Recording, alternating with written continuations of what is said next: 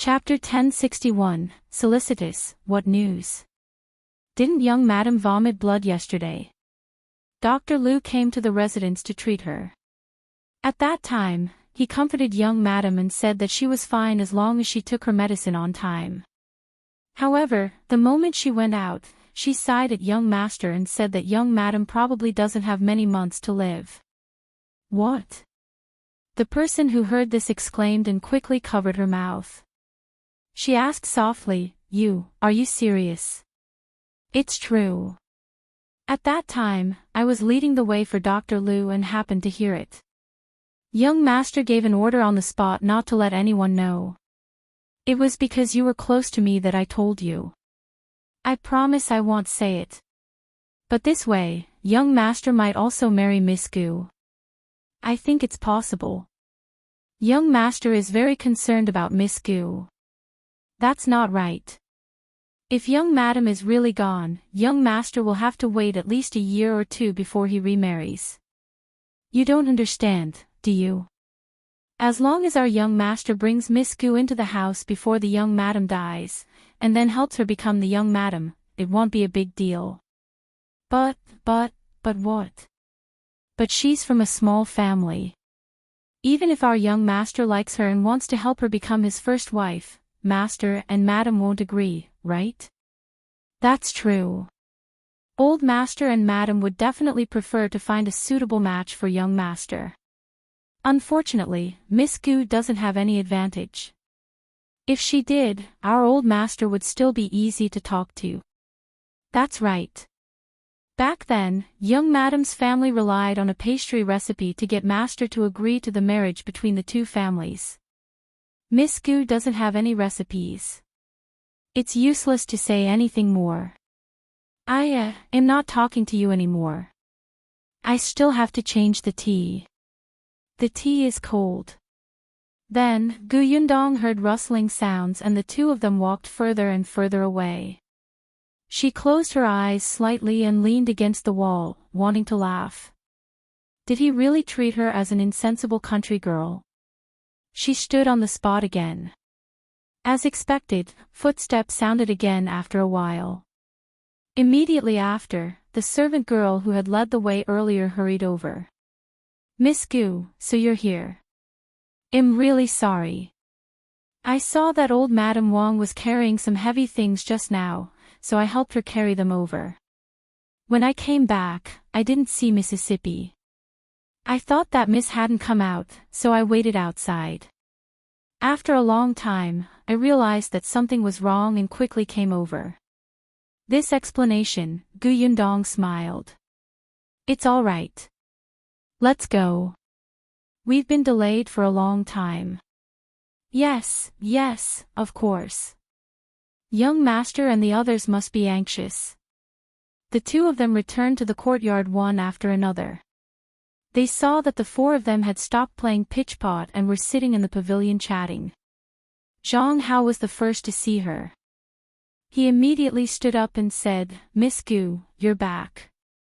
The kitchen has just made a new snack. Miss Gu, would you like to try it?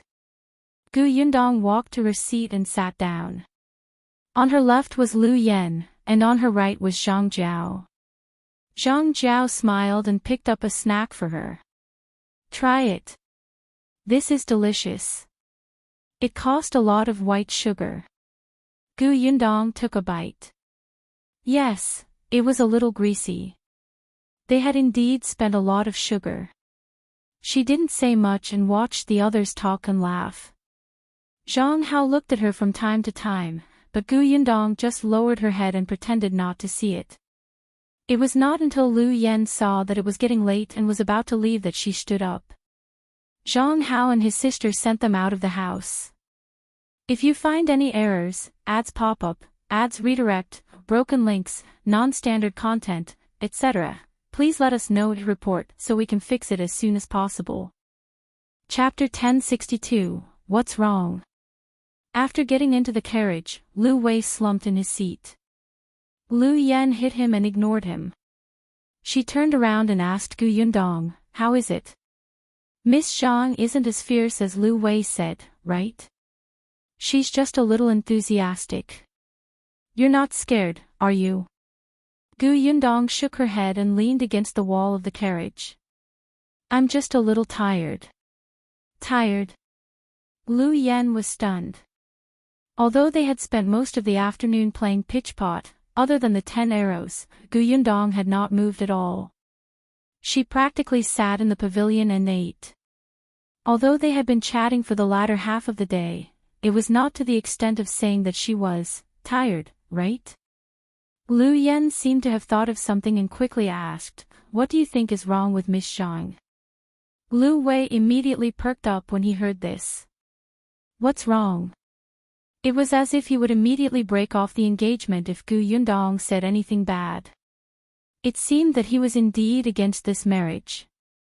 Gu Yundong and Lu Yan looked at him with dark expressions. After a while, Lu Yan rubbed her forehead. You're already an adult. Can you be more sensible? This is a huge matter about marriage. If I had been more sensible, I would have married Miss Zhang. Gu Yundong shook her head and said to Lu Yan, let's go back to the Lu residence first.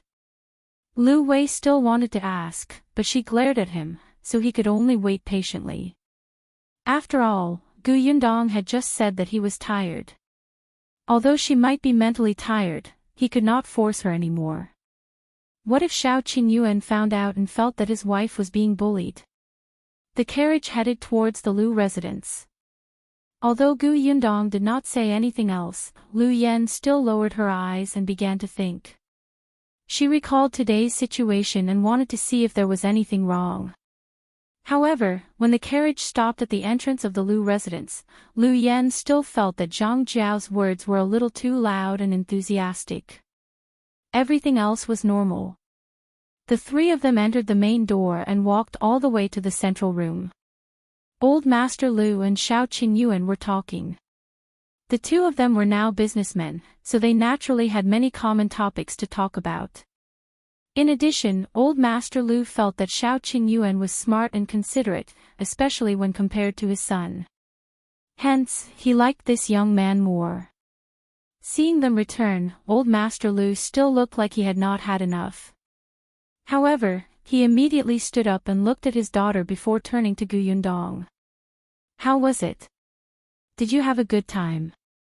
Lu Wei felt that he was probably not a biological son.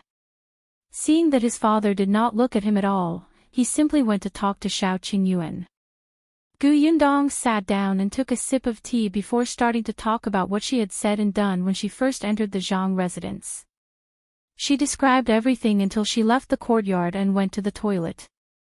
Old Master Lu nodded. In that case, Miss Zhang is not bad. She's warm and considerate. He looked at Lu Wei. Did you hear that? Even the Gu girl has a good evaluation of Miss Zhang. Hurry up and pack up to get married. Lu Wei exploded. Father, are you deaf? When did she say that Miss Zhang is not bad? Old Master Lu was speechless.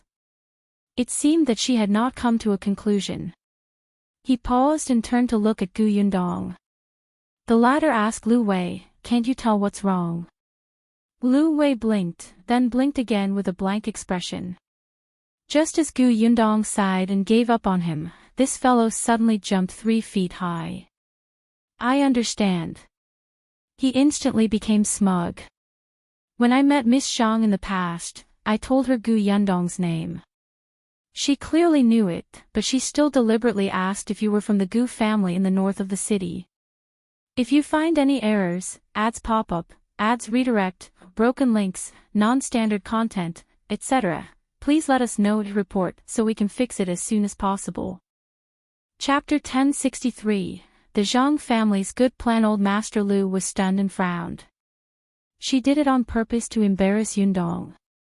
She clearly knew that Yundong was not from a rich family, but she still deliberately mentioned the Gu family in the north of the city, as if she was waiting for Gu Yundong to say that she was a country bumpkin. Gu Yundong said, actually, this doesn't matter. She might have misunderstood my relationship with Lu Wei. She's a little vain and wants to teach me a lesson. Humans can't be perfect. It's not a big deal to have some small thoughts. At that time, Yundong really did not think much of it.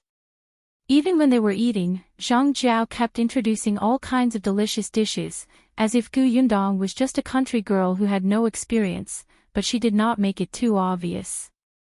At least, at that time, Lu Yan, who was sitting at the same table, only sighed at how enthusiastic she was. Until they saw Zhang Hao. What's wrong with meeting Zhang Hao? Lu Yan had always felt that she was quite intelligent. Others had also praised her for being smart. But now that she heard Yundong's words, she realized that she had overlooked these details. At the mention of Zhang Hao, Yundong sneered. Zhang Jiao wanted to matchmake me with Zhang Hao. What did you say? Heyuan, who had been silent all this while, was the first to frown. Lu Wei was also shocked. After the shock, he silently shrank his presence to prevent Heyuan from blaming him. Why did she want to matchmake you and young Master Zhang? Lu Yan was a little curious. If she really looks down on your identity, why did she? It's probably for sugar. Besides, she didn't want Zhang Hao to marry me as his first wife. It'll just be a concubine. It's not a loss for their family to exchange the identity of a concubine for the sugar. The Zhang family was in the pastry business and needed too much white sugar. However, Gus could sold 5 caddies at a time. How could it satisfy their appetite? However, everyone in Fengkai County knew that the Gu family's sugar was dedicated to the emperor. With the emperor's decree, no one in the county dared to have any designs on the sugar. However, this did not mean that they could not have designs on Yundong. Now, other than the imperial court, only the Gu family could do the white sugar business. As long as Yundong became a member of the Zhang family, the white sugar business would naturally belong to the Zhang family. This Zhang family had a good plan. Moreover, the 2 whispering people had specially mentioned that the young madam did not have many months left to live. They gave Yundong some pressure and let her know that if she wanted to marry into the Zhang family and become the young madam of the Zhang family, it was best to become the young master's concubine as soon as possible.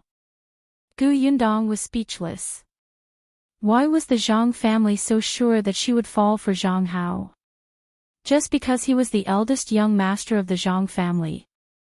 Old Master Lu frowned when he heard that. Old Master Zhang's business ability was average and he had some small problems, but as an in-law, there was no big problem. But his children, especially Zhang Jiao. It was fine even if she had some tricks up her sleeve. He did not care. However, she could not be too unreliable. Lu Wei was already unreliable enough. Even if his future wife wasn't too smart, she should know her limits. Since Zhang Jiao knew that Yundong's family was in the sugar business, she would definitely know that she was engaged. She went to matchmake a girl who was engaged to be her brother's concubine. And she even used her sister-in-law as a raft. She simply didn't know what was going on. Moreover, anyone with a discerning eye could tell that Yundong had a close relationship with the Lu family. Yet, she had to offend Yundong. Not only could such a person not help Lu Wei, but she would also drag him down. Yundong saw that old Master Lu knew what he was doing, so she added, Uncle Lu, why don't you spend more time to find out more about Zhang Jiao's personality and the Zhang family's plans? Yundong was still very concerned about Tao Yan's expression when he asked about the Zhang family. Old Master Lu nodded. He thought so too. If you find any errors, ads pop-up, ads redirect, broken links, non-standard content, etc., please let us know to report so we can fix it as soon as possible. Chapter 1064, Shocking Result. Lu Wei was very happy to hear that. Judging from his father's words, there was no follow-up to his marriage with Zhang Jiao. However, before old Master Lu found out the results, this marriage had to continue. However, no one expected that after more than a month, the results of old Master Liu's investigation would be so shocking. Not only was Zhang Jiao unreliable, but her personality was also not fierce, but vicious.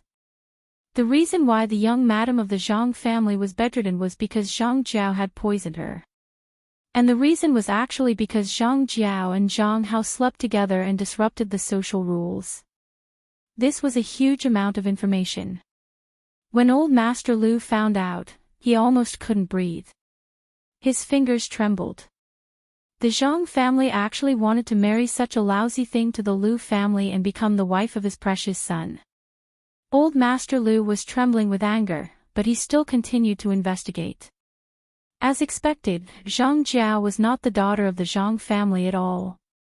She was the illegitimate daughter of Mrs. Zhang's brother, who was afraid that the tigress at home would find out, so he lied and said that she was Mrs. Zhang's daughter. He gave old Master Zhang some benefits and raised Zhang Jiao in the Zhang family since she was young. It was not until Zhang Jiao and Zhang Hao's affair was exposed that old Master Zhang and Madame Zhang could not wait to arrange a marriage for Zhang Jiao. Of course, Zhang Jiao was unwilling at first. She wanted to reveal her identity and marry Zhang Hao openly. However, she was dreaming. How could old Master Zhang and his wife agree? She was just an illegitimate daughter. Not to mention how revealing her identity would affect Mrs. Zhang's brother. Zhang Hao already had an official wife. With Zhang Jiao's identity, she could at most be a concubine. However, Zhang Jiao was unwilling, so she poisoned young Madame Zhang. Old Master Zhang almost beat her to death when he found out. It was Mrs. Zhang who stopped him in time because she was his niece and had been raised since she was young. However, Zhang Jiao could not stay in the Zhang family no matter what. Zhang Jiao also knew that after the matter was exposed, she could only marry out. Now, old Master Zhang could still listen to Madame Zhang and choose a good marriage for her. If he waited until the day he got impatient, she might even be given to an old man as a concubine. Under Mrs. Zhang's persuasion and Zhang Hao's comfort, Zhang Jiao finally agreed to get married. In any case, even if she could not become husband and wife with Zhang Hao, they didn't have to be together day and night if they truly loved each other. When she married into a rich family, she would give birth to Zhang Hao's child and let this child inherit all the assets of that family. Wouldn't that be killing two birds with one stone? What was even more unacceptable to old Master Lu was that old Master Zhang's choice from the start was Tao Yan of the Tao family.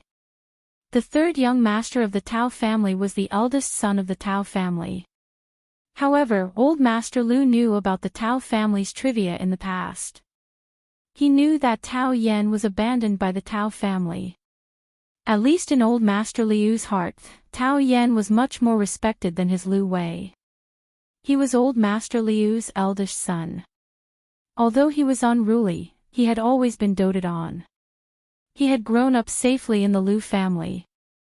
He was capable of literature and martial arts and had a wide range of friends. He was not bad at all. However, Tao Yan didn't want Zhang Jiao. Instead, he couldn't wait to engage his son to this woman. Old Master Lu almost spat out a mouthful of blood, but this was his own fault. This was because his standards for his daughter-in-law had been exposed by someone. Many people in the county knew that he wanted to find a fierce daughter-in-law to suppress his son.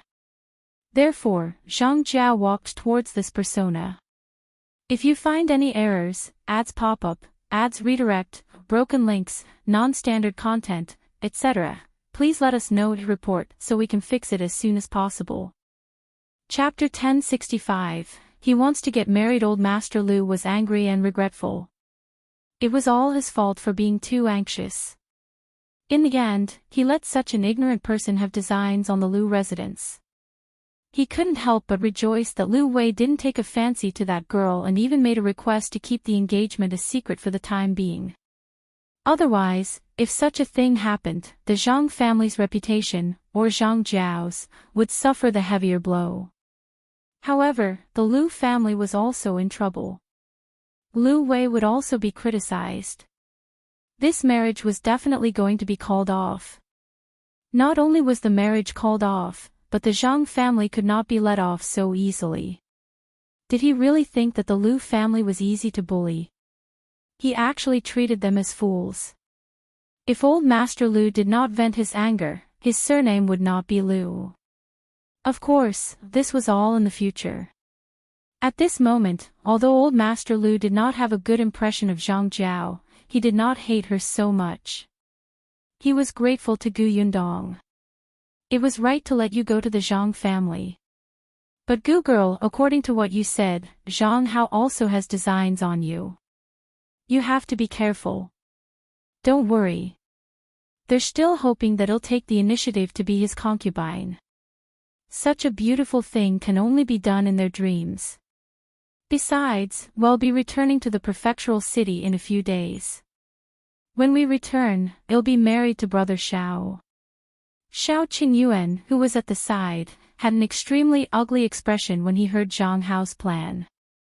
He was thinking about whether to put him in a sack and beat him up or throw him into the water. Unexpectedly, when he suddenly heard Gu Yundong talk about marriage, the gloom in his heart was instantly swept away. He turned around and looked at her with a gentle gaze.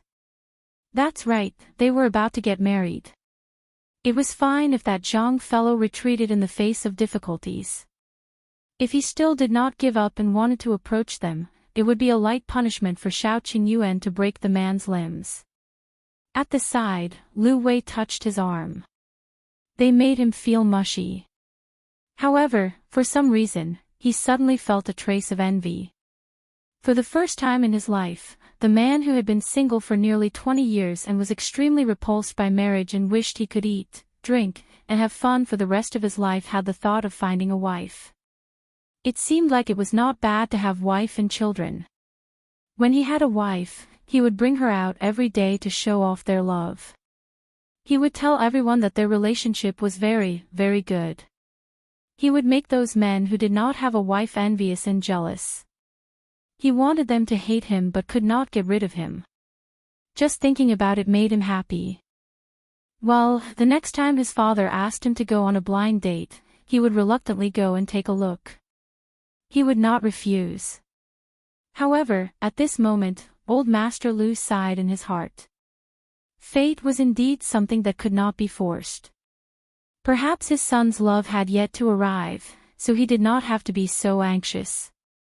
He would think about it when his son wanted to get married.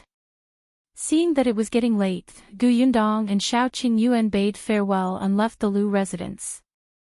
After getting into the carriage, Gu Yundong took out the handkerchief from her sleeve. Facing Xiao Qingyuan's puzzled gaze, she told him about her encounter with Tao Yan and Ping Zhongfei at Jinqiu restaurant. Xiao Qingyuan was surprised. So, this handkerchief was originally mine. Old Li didn't change the clothes and accessories on Tao Yan and me. Yes, it must be yours. Gu Yundong nodded. And according to Ping Zhongfei, this handkerchief is very rare and precious. Since your family put such a rare handkerchief on you and use it as an ordinary handkerchief, they must dote on you very much. Xiao Qingyuan suddenly tightened his grip on his handkerchief, and his lowered eyelids trembled slightly. If you find any errors, ads pop-up, ads redirect, broken links, non-standard content, etc., please let us know to report so we can fix it as soon as possible. Chapter 1066, Does Old Li Have an Enemy? Gu Yundong saw it and suddenly felt sorry for him. Sure enough, Brother Xiao was very concerned about this. She reached out and grabbed his large palm. Her fingers intertwined with his and held onto it tightly. Xiao Qingyuan raised his head and hugged her. He rubbed his chin gently on her hair. I'm fine. Big Brother Xiao, old Manly might have a grudge against your family. That's why he carried you away and tortured you like this. However, if your family is powerful, why would old Manly, an illiterate farmer, be involved? Xiao Qingyuan said, let's go back and ask Li Dunzi. Gu Yundong nodded. When the carriage drove into Yongfu village, the sky was already a little dark. When they arrived at the Gu residence, the two of them got out of the carriage and went straight to second brother Li's house. Li Dunzi and Madame Du had been very happy these past 2 days.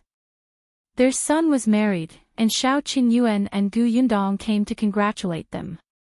The villagers' attitude towards them instantly changed. Even Madame Du's maternal family became much more affectionate. Especially today, they wanted her to talk to Xiao Qingyuan so that their family could cut the queue and come over in advance for the vaccination. Madame Du didn't dare to agree to such a request. Her maternal family didn't know, but she knew very well. Xiao Qingyuan and the others gave her face because of that handkerchief. Hence, she found an excuse to reject them selflessly. When Xiao Qingyuan and the others came in, Madame Du was feeding the chickens. Hearing a familiar voice coming from the door, she thought that she had heard wrongly. It took a while for him to react and hurriedly went out to welcome her. Why are you here? We want to ask you something. Gu Yundong looked behind her but did not see Li Dunzi. Madame Du was smart and quickly invited the two of them in. She said, "My husband is in the house. Come in and drink some water." Li Dunzi sat there happily eating peanuts. When he saw the two of them enter, he was shocked. After the few of them entered the house, Madame Du closed the door. Xiao Qingyuan asked, "Do you know who old Li has a grudge against?" Li Dunzi and his wife were surprised. A grudge? No. Although old Li's thoughts were a little complicated and hurt Xiao Qingyuan in the dark, at least to outsiders, he looked like an honest and amiable old man. He was quite popular in Yongfu village. Hence, both of them shook their heads. "I've never heard of my father having a grudge against anyone." All these years, he hadn't even argued with the villagers. Gu Yundong frowned. Actually, Xiao Qingyuan also knew this. She thought for a moment and changed the question. "Then do you know that he left Fengkai County in the past and went to the prefectural city, or even further, like the capital?" Madame Du widened her eyes. "The capital? No way. Why did he go so far away? My father-in-law was just a farmer. How could he go to the capital? That's the capital. Who would dare to go without some money?" She shook her head vehemently, thinking it impossible. Madame Du had only been to the county city at most. She had never even been to the prefectural city. She felt that the capital was on the horizon. It was too far away, so far that she could only hear this name in her life. On the other hand, Li Dunzi frowned slightly, as if he was in deep thought. His silence made Gu Yundong and Xiao Qingyuan look at him. Madame Du asked in surprise, "Honey, why did you think for so long? Could it be that father-in-law really went to the capital? Was he that powerful?" Li Dunzi shook his head. "I don't know. If you find any errors, ads pop up, ads redirect, broken links, non-standard content, etc., please let us know to report so we can fix it as soon as possible." Chapter 1067, Very strange. Just as Gu Yundong was about to be disappointed, she heard him say, "Although I don't know if my father went to the capital, he was indeed in the prefectural city." He scratched his head and tried his best to recall what had happened decades ago. "My mother told us that my father was a peddler before he got married. He went to the prefectural city for business. After he got married, he stopped being a peddler. However, he would go out to look for work when he had spare time, but he didn't look for work in the county city like the villagers. He almost always went to the prefectural city, so he wouldn't be at home for 2 to 3 months. As for whether he went to the capital, even my mother didn't know. He would not be home for 2 to 3 months. If he rode a horse faster, it was not impossible for him to make a trip to the capital and come back. Then, was he not at home before he carried Brother Xiao back?" Li Dunzi knew this. He nodded. He was indeed not around. He went to the prefectural city. At that time, we were all grown up and had children. Back then, the 3 of us even asked father to bring us to the prefectural city to make a fortune, but father didn't agree and left alone. In that case, Xiao Qingyuan might really have been carried over from somewhere else. As for whether it was the capital or not, that was still to be verified. Old Manly did not seem to be close to his 3 sons. He had never brought any of his sons to the prefectural city. This person was really strange. Gu Yundong and Heyuan walked out of second brother Li's house. The 2 of them did not speak along the way. There was a vast sea of people, and their only target seemed to be the capital. At the very least, they had to know what kind of people had this kind of fabric and whose surname was Xiao. There were few pieces of such fabric, so there were always traces. Heyuan held her hand. There's no hurry. Take your time. It had been 20 years. It definitely wouldn't be that easy. Yes. Gu Yundong exhaled. No matter what, it was good to have a direction.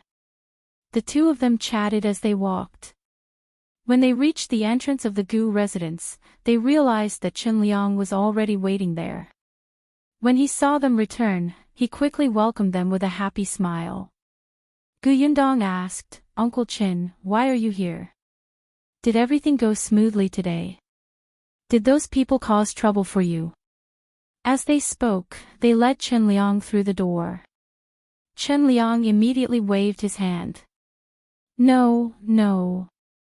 When they heard that Heyuan was not around, they left. Don't worry, everything went smoothly today. I came over to tell you so that you wouldn't worry. However, I think they will come again tomorrow. It's fine.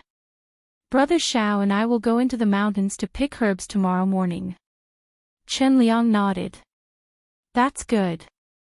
He also talked about the vaccination today. Some people in the village had already been vaccinated. There were 5 or 6 people in the Gu family's workshop who had already been vaccinated. The production in the workshop could not stop, so it was impossible to vaccinate everyone at once. They could only do it in batches. 5 or 6 people per batch. Anyway, the workers in the Gu family workshop were not worried. Heyuan would not treat Gu Yundong's people badly, right? Therefore, compared to the anxious villagers in the village, they were much calmer. They continued to stick to their posts conscientiously until it was their turn. It was all thanks to Tong An's leadership that they trusted the Gu family so much. Gu Yundong trusted Tong and more. Qinliang did not leave after explaining the situation in the village. He looked at Gu Yundong hesitantly. Yundong, there's another private matter that I need your help with. If you find any errors, ads pop up, ads redirect, broken links, non-standard content, etc., please let us know to report so we can fix it as soon as possible. Chapter 1068, Neo Dawn Brother, Lu Dan. Gu Yundong smiled. Uncle Qin, you don't have to be so polite. If there's anything you need, just say it. It'll definitely help if I can. It's like this. Qinliang was still a little embarrassed. You also know that Neo Dawn Brother, Lu Dan, used to study in town. The corners of Gu Yundong's mouth twitched. She really did not know that Neo Dawn Brother was called Lu Dan. Didn't they say that he went to school early and was called by his full name? Only Qinliang, as a grandfather, insisted on a lowly name so that it would be easy to raise him up. Lu Dan was Qin Jinkai's son. Lu Dan has also gone to Dongyi Academy in the county city to study, Qinliang said. Gu Yundong said, that's a good thing. Lu Dan used to study in town. When Qin Jinkai was a junior manager, the family of 3 rented a house in town. Later on, Qin Jinkai lost his job, so he naturally stopped renting the house. Fortunately, his mother's maiden family was from town, so Lu Dan stayed at his grandfather's house most of the time, making it convenient for him to go to and from school. However, the Wei family's uncles and aunts were rather dissatisfied. After all, Qin Jinkai had already returned home to farm. Even if he would give food as a living expense every month, how was that enough? They were dissatisfied. The family had a few quarrels because of this, and Lu Dan's studies were also affected. It was only when Chen Jinkai became a county worker that the Wei family became enthusiastic about Lu Dan. However, Lu Dan was not a fool. How could he not see this perfunctory politeness?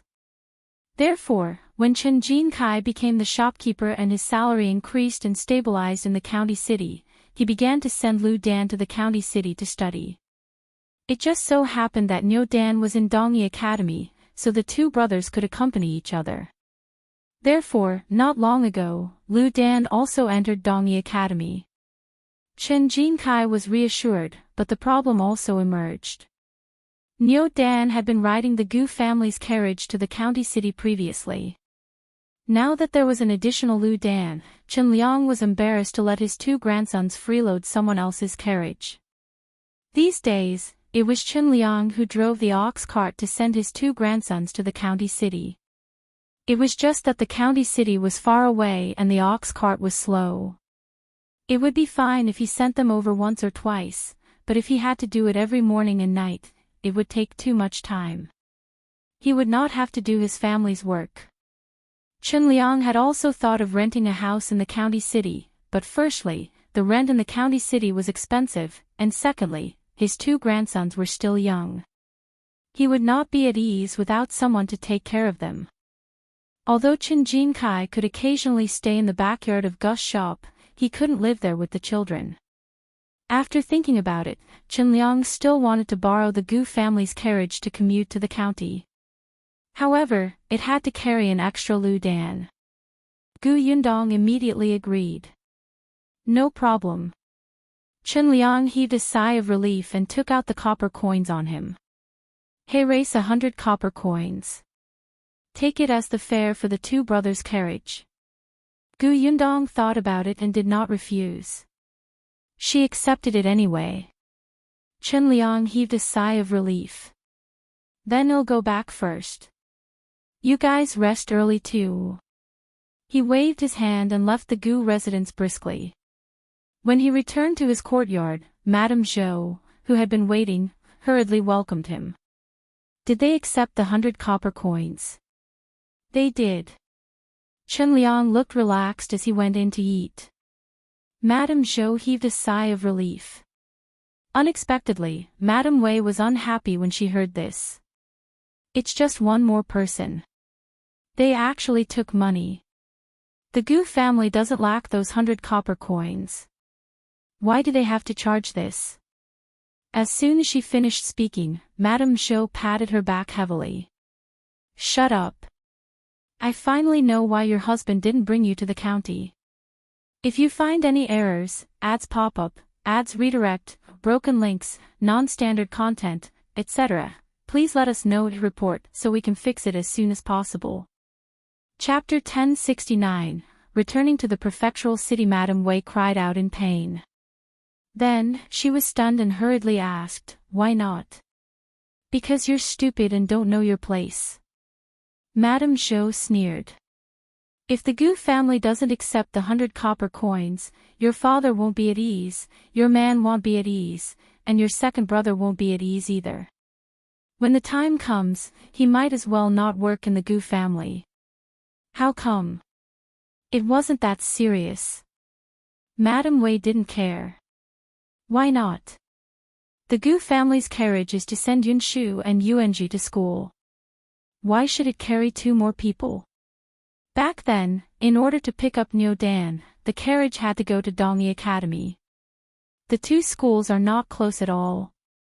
Niu Dan and Yunshu are good friends, so they picked him up on the way. However, your sister-in-law will send some eggs and vegetables from time to time for the sake of friendship. Now, the two children in our family are going to school in the county city. In the end, you think it's just a matter of helping. Let me tell you, that's pushing your luck. What if everyone in the village follows? Whoever wants to go to the county city will just take the carriage. Then what will happen to the Gu family's carriage? Have you thought about the consequences? No wonder her son said to let Madame Wei stay at home and let her teach her how to conduct herself. This eldest daughter-in-law was too ignorant. She was so petty about 100 copper coins. If they hadn't been so friendly with the Gu family, would Yundong have considered letting Jin Kai in to be the shopkeeper? Madame Wei did not dare to speak after being glared at by her mother-in-law.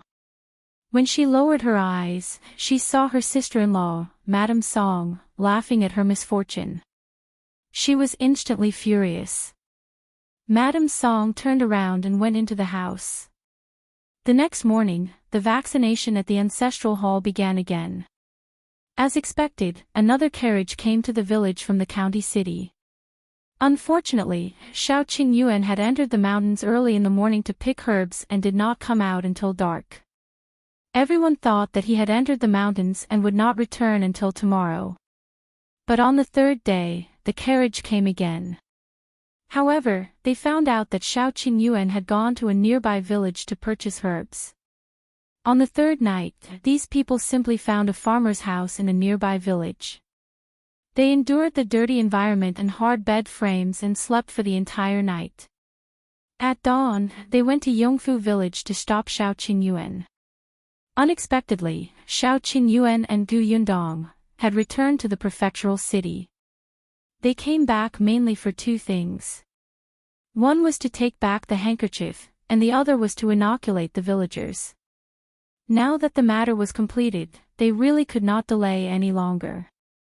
After all, the prefecture magistrate didn't give him much time. He had already stayed in Yongfu village for a few days.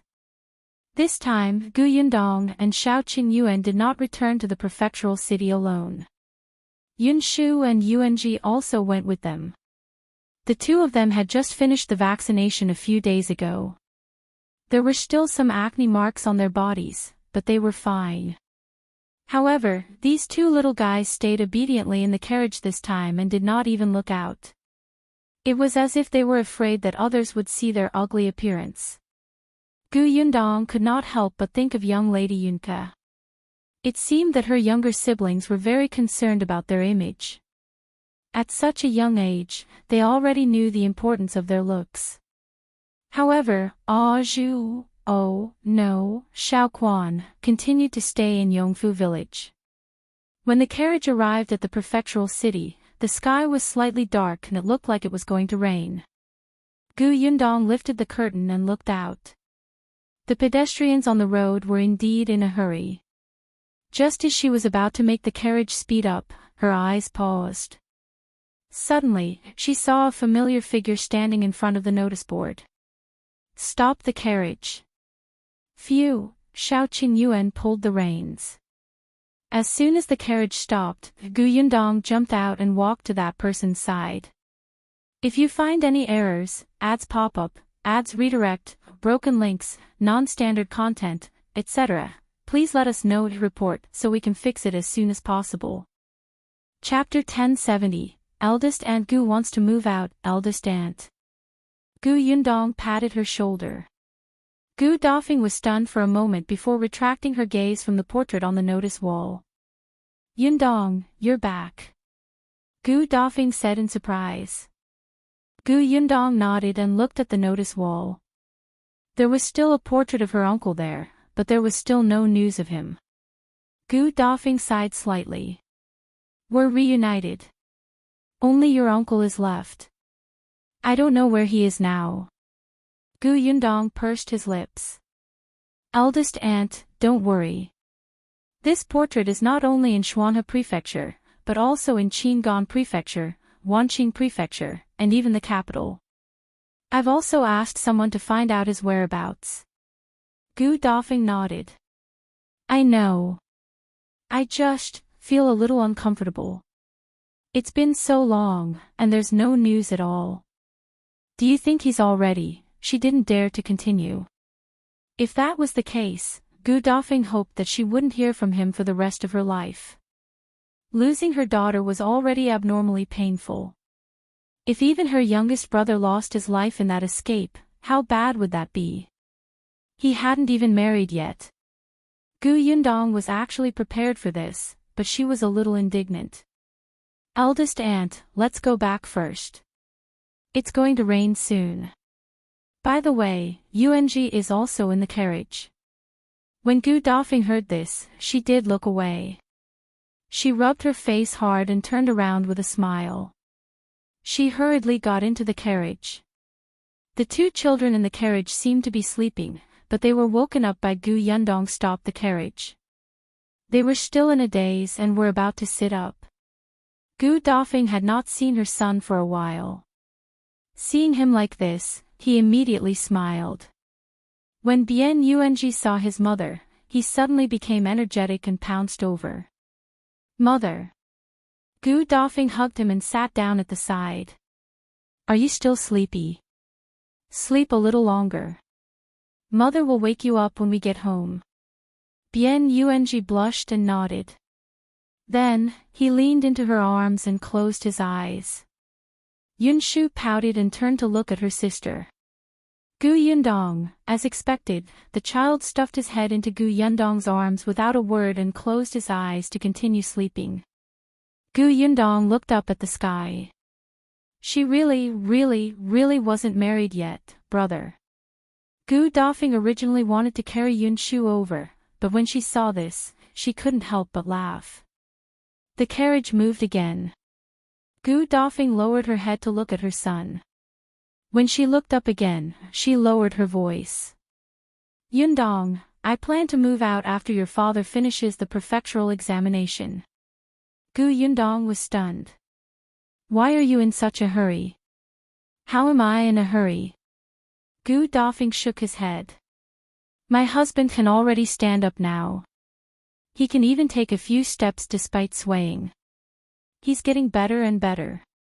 Of course, we should find another house to live in. It had been half a year, and Bien Han's legs had indeed recovered a lot. Although he was still in a wheelchair, he could stand up and take care of himself.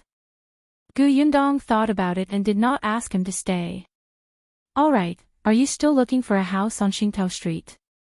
Yes, I asked Xiao Yuan's mother to keep an eye out for me. The two of them spoke as they arrived at the small courtyard. The Gu family was very happy to see them back, especially little Yunke. She rushed over to hug her brother, but when she ran up to him, she found the acne mark on his face. The young lady immediately stopped in her tracks, turned around, and fell into Gu Yundong's arms. The whole family was laughing. Only Gu Yunshu, who had been despised, was full of hatred.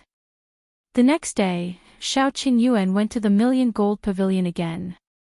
However, the rest of the Gu family began to nervously anticipate the prefectural examination that would be held in 3 days. If you find any errors, ads pop up, ads redirect, broken links, non-standard content, etc., please let us know and report so we can fix it as soon as possible. Chapter 1071, Prefecture Examination Result released. The registration for the prefectural examination and the content were similar to the county examinations, but there had to be one more endorser. As for the examination subjects, they were divided into scripture analysis, essay, and strategy analysis. After the prefectural examination, it would be time for the prefecture examination. Gu Dajiang was no longer as apprehensive as before. Now that he was participating in the prefectural examination, he was no longer afraid. Yi Junkin, who had also passed the county examination, came to the prefectural city more than 10 days ago. However, the prefectural city was very noisy now, and many people who came for vaccination stayed in inns. Yi Junkin could not find a place to stay, so Qin Wenjing found the Gu family for him. He was Yunshu's classmate and usually took good care of Yunshu and Yuanji. He was also fated to take the same exam as Gu Dajiang. It was a piece of cake. The Gu family naturally would not reject it. Gu Dajiang arranged for Yi Junkin to stay in the backyard of Gus. However, during the day, when Gus was noisy, he would bring books to the Gu family's small courtyard to discuss knowledge with Gu Dajiang. Now that their relationship had improved by leaps and bounds, they were like friends for years. On the day of the exam, Gu Yundong brought her younger siblings and mother to send Gu Dajiang to the examination hall. At 5:15, before dawn, the examination courtyard opened. Thousands of examinees were body-checked one by one. Gu Yundong handed the examination basket to Gu Dajiang. Now that the weather was getting warmer, He had finally broken free from the shackles of 10 single clothes. There was nothing in the examination basket. Other than the identity card, nothing else was allowed to be brought into the examination hall. The calligraphy, ink, paper, and inkstones were provided by the examination hall. Someone would also send food and water over. The first 2 subjects would take 1 day, but the third subject would take 2 days. However, the quilts for the night were also provided, so he was not worried. After Dajiang went in, they turned around and left. Fortunately, Dajiang wasn't by the toilet this time. The entire exam went unexpectedly smoothly. When the prefecture examination ended, Dajiang walked out feeling refreshed. The entire family went forward. Feng was the first to ask him, "How did you do? Did you answer all the questions?" "Everything's fine. There's no need to worry." Yes, other than the food provided in the examination hall being a little unpalatable, Dajiang felt even more at ease in the prefecture examination than in the county examination. There were many people outside the examination hall. Yundong was afraid of her younger siblings getting hurt from all the squeezing, so she quickly got them into the carriage and went back first. A few days later, the rankings would be released. The family first booked a nearby tea house and found a private room to sit in. Heyuan was also here. The million gold pavilion no longer needed him. The doctors inside had already become proficient. To everyone, the popularity of the cowpox vaccination method had already decreased. Everyone was more concerned about the prefectural examination and the rankings. Therefore, when the rankings were posted, there was a huge crowd in front of the notice board. It was much grander than the county examination back then. Yundong was waiting upstairs, but Rong and Tong Shuetao could not wait any longer and went down early to squeeze to the front. After an unknown period of time, the sound of "I got it" exploded in everyone's ears. Yundong could not help but become nervous. Her father was the county champion back then. She did not know if he could continue to be the champion. Just as she was thinking about it, a loud shout came from downstairs again. "Who is the champion?" Yundong immediately pricked up her ears to listen. She was not the only one. Everyone else present was the same. On the other hand, Dajiang looked indifferent. To him, obtaining a county championship was already unexpected.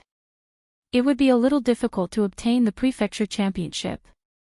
If you find any errors, ads pop up, ads redirect, broken links, non-standard content, etc., please let us know to report so we can fix it as soon as possible. Chapter 1072. Take down the champion. Putting aside the fact that there were thousands of people participating in the prefecture examination, just the Tian High Academy alone was already filled with talents. As expected, an unfamiliar name was quickly mentioned downstairs. Everyone felt a little regretful, but they still had a smile on their faces as they comforted Dajiang. "It's fine, it's fine. This prefectural examination is so difficult. We saw people taking the exam that day. They were all in their 70s or 80s. It's obvious that it wasn't easy to pass. We can't be too greedy." Dajiang didn't know whether to laugh or cry. "You don't have to do this. I'm already mentally prepared. As far as I know, there are dozens of people participating in the prefectural examination from Tian High Academy this time. All of them are people who are well-read. I'm an old man who has only been in the academy for less than a year. I'm already satisfied to be able to pass." How many years had it been since he had put down his books? The championship was not a carrot or cabbage.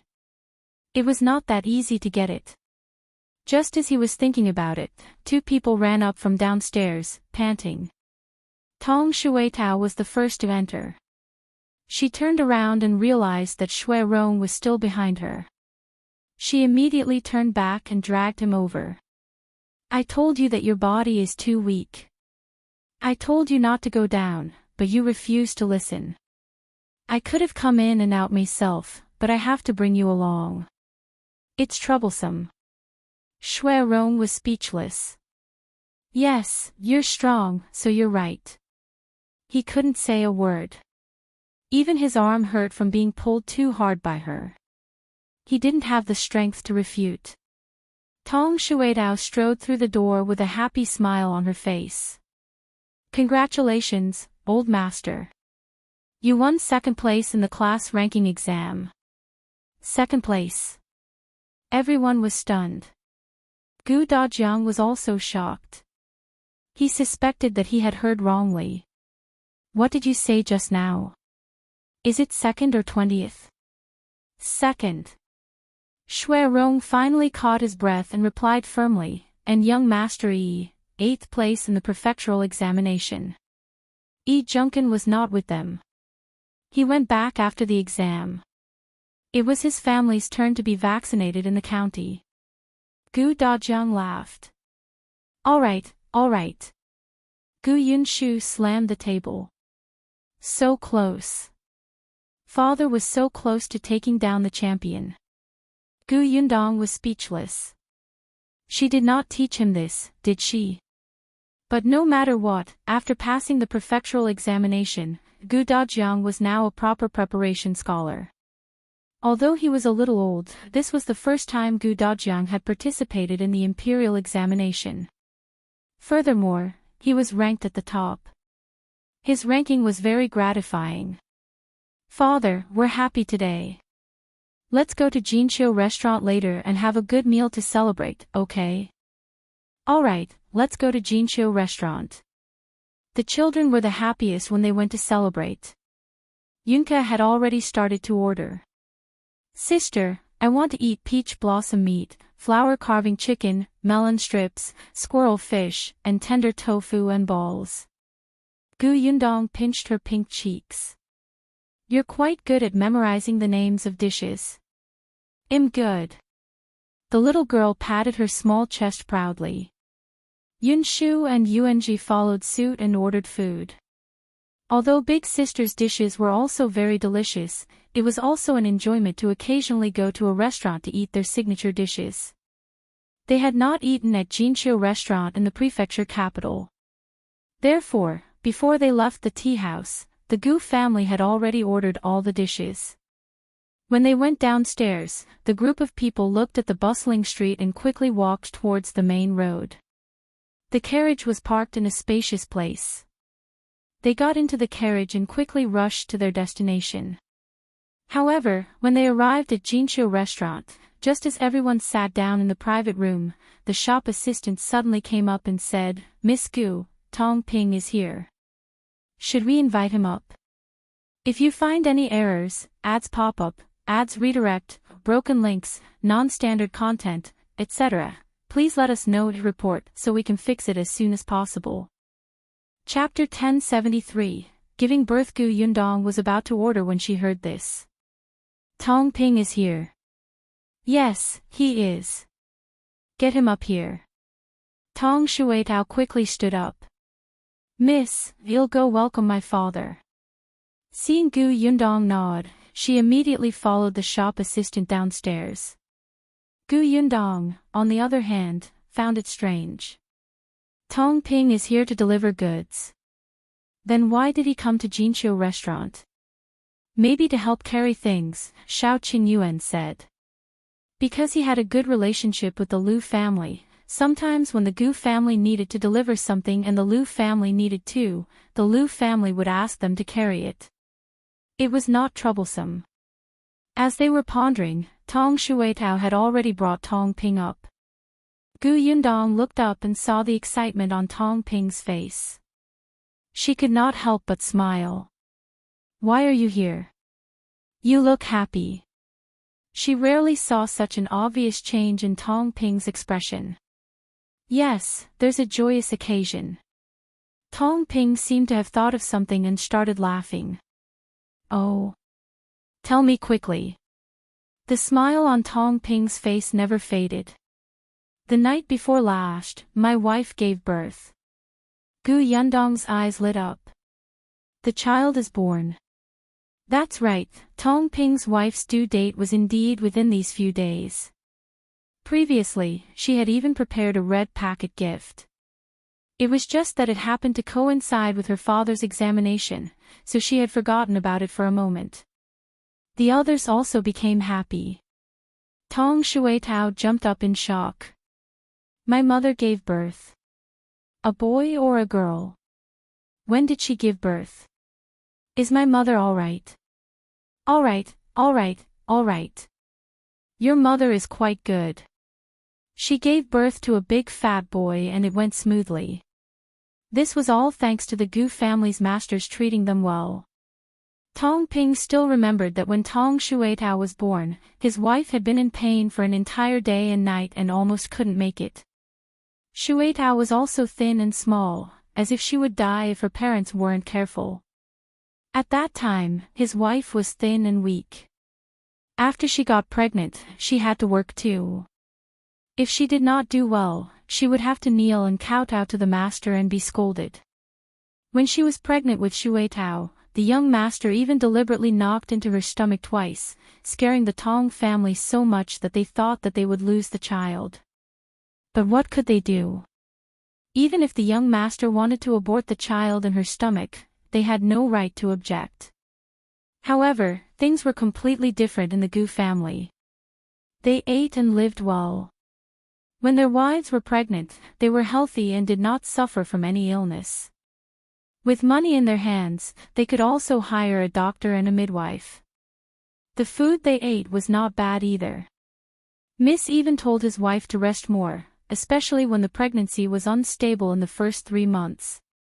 She did not let her work at all. In the end, even if it was stable, she would only let his wife do some light work. These days, there were only 2 young masters in the family. They actually did not have much to do. The 2 young masters were even more amiable. They ran and jumped after leaving the Gu family.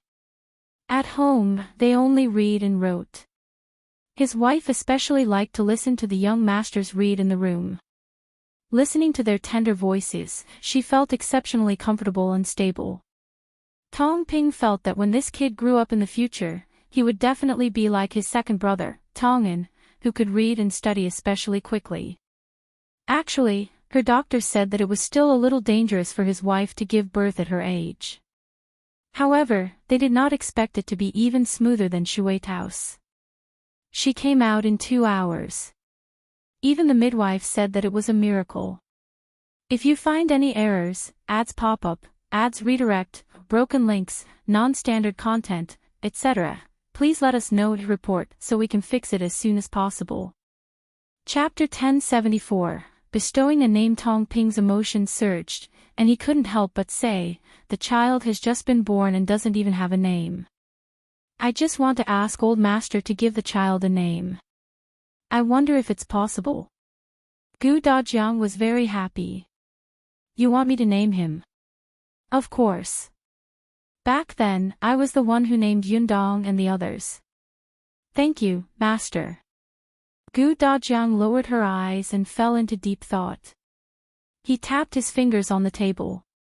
The elder sister's name is Shuitao, and the younger brother's name can be Yuzhu. One is water, and the other is wood. They grow together. Bamboo also represents tenacious life force, and it also means blessings for peace and prosperity. I hope this child is safe and happy. Brother and sister are united, and the benefits will cut through gold. Yun Shu was eager to give it a try. In fact, he had already thought of many names in his heart. It was a good time to say them now. When the time came, he would let Tong Ping choose one. Unexpectedly, just as he opened his mouth, before he could say the first name, Tong Ping suddenly knelt down and kowtowed heavily. Thank you for the name, old master. Gu Dajiang was shocked and quickly got him to stand up. All right, all right. Today is a happy day. Don't kneel here and there. I like to give names.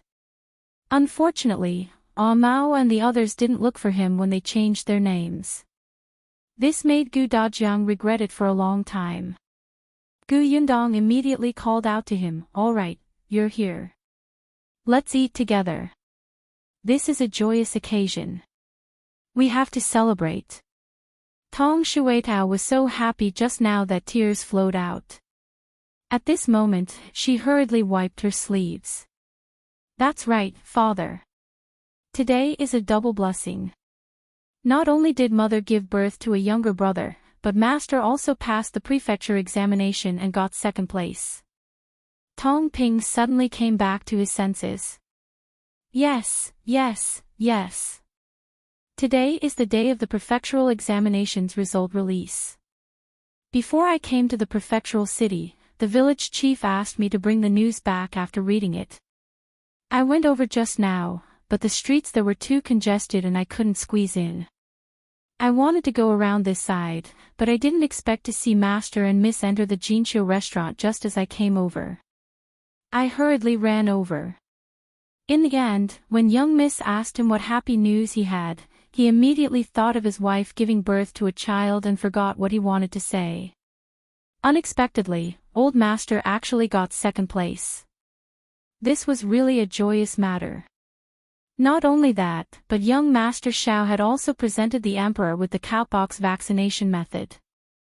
Everyone in Yongfu village treated him as a hero. 3 blessings. The Gu family was very happy. They called the waiter over to order more food. Everyone ate to their heart's content before leaving Jinqiu restaurant happily. After leaving the door, Gu Yundong said to Tong Shuitao, "Your mother has given birth to a baby.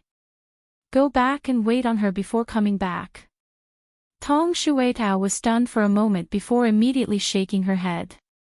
"No, I'm Miss Maidservant. I have to follow Miss to protect Mississippi. My mother has my grandmother to take care of her. It's fine. Alright, I'm just asking you to go back for a month. Can't I do anything without you? Don't you want to see your new brother? Go back with your father. Your grandmother is too old to take care of the family and your mother. She can't handle it." Tong Shuitao thought about it and agreed. Her mother would definitely not be able to work right after the childbirth. Her grandmother had to take care of her mother, and the Gu family's house and backyard had to be cleaned up. In addition, the 2 young masters had to return to Yongfu village in a few days. At that time, her grandmother would indeed be too busy alone. She was strong. One person could match 2 people. It was still very useful. If you find any errors, ads pop up, ads redirect, broken links, non-standard content, etc., please let us know to report so we can fix it as soon as possible. Chapter 1075, I'm going out therefore. Tong Shuitao hesitated for a moment before agreeing. After all, she could not wait to see her newborn brother. Tong Shuitao quickly went back to pack a few sets of clothes, then left with Tong Ping.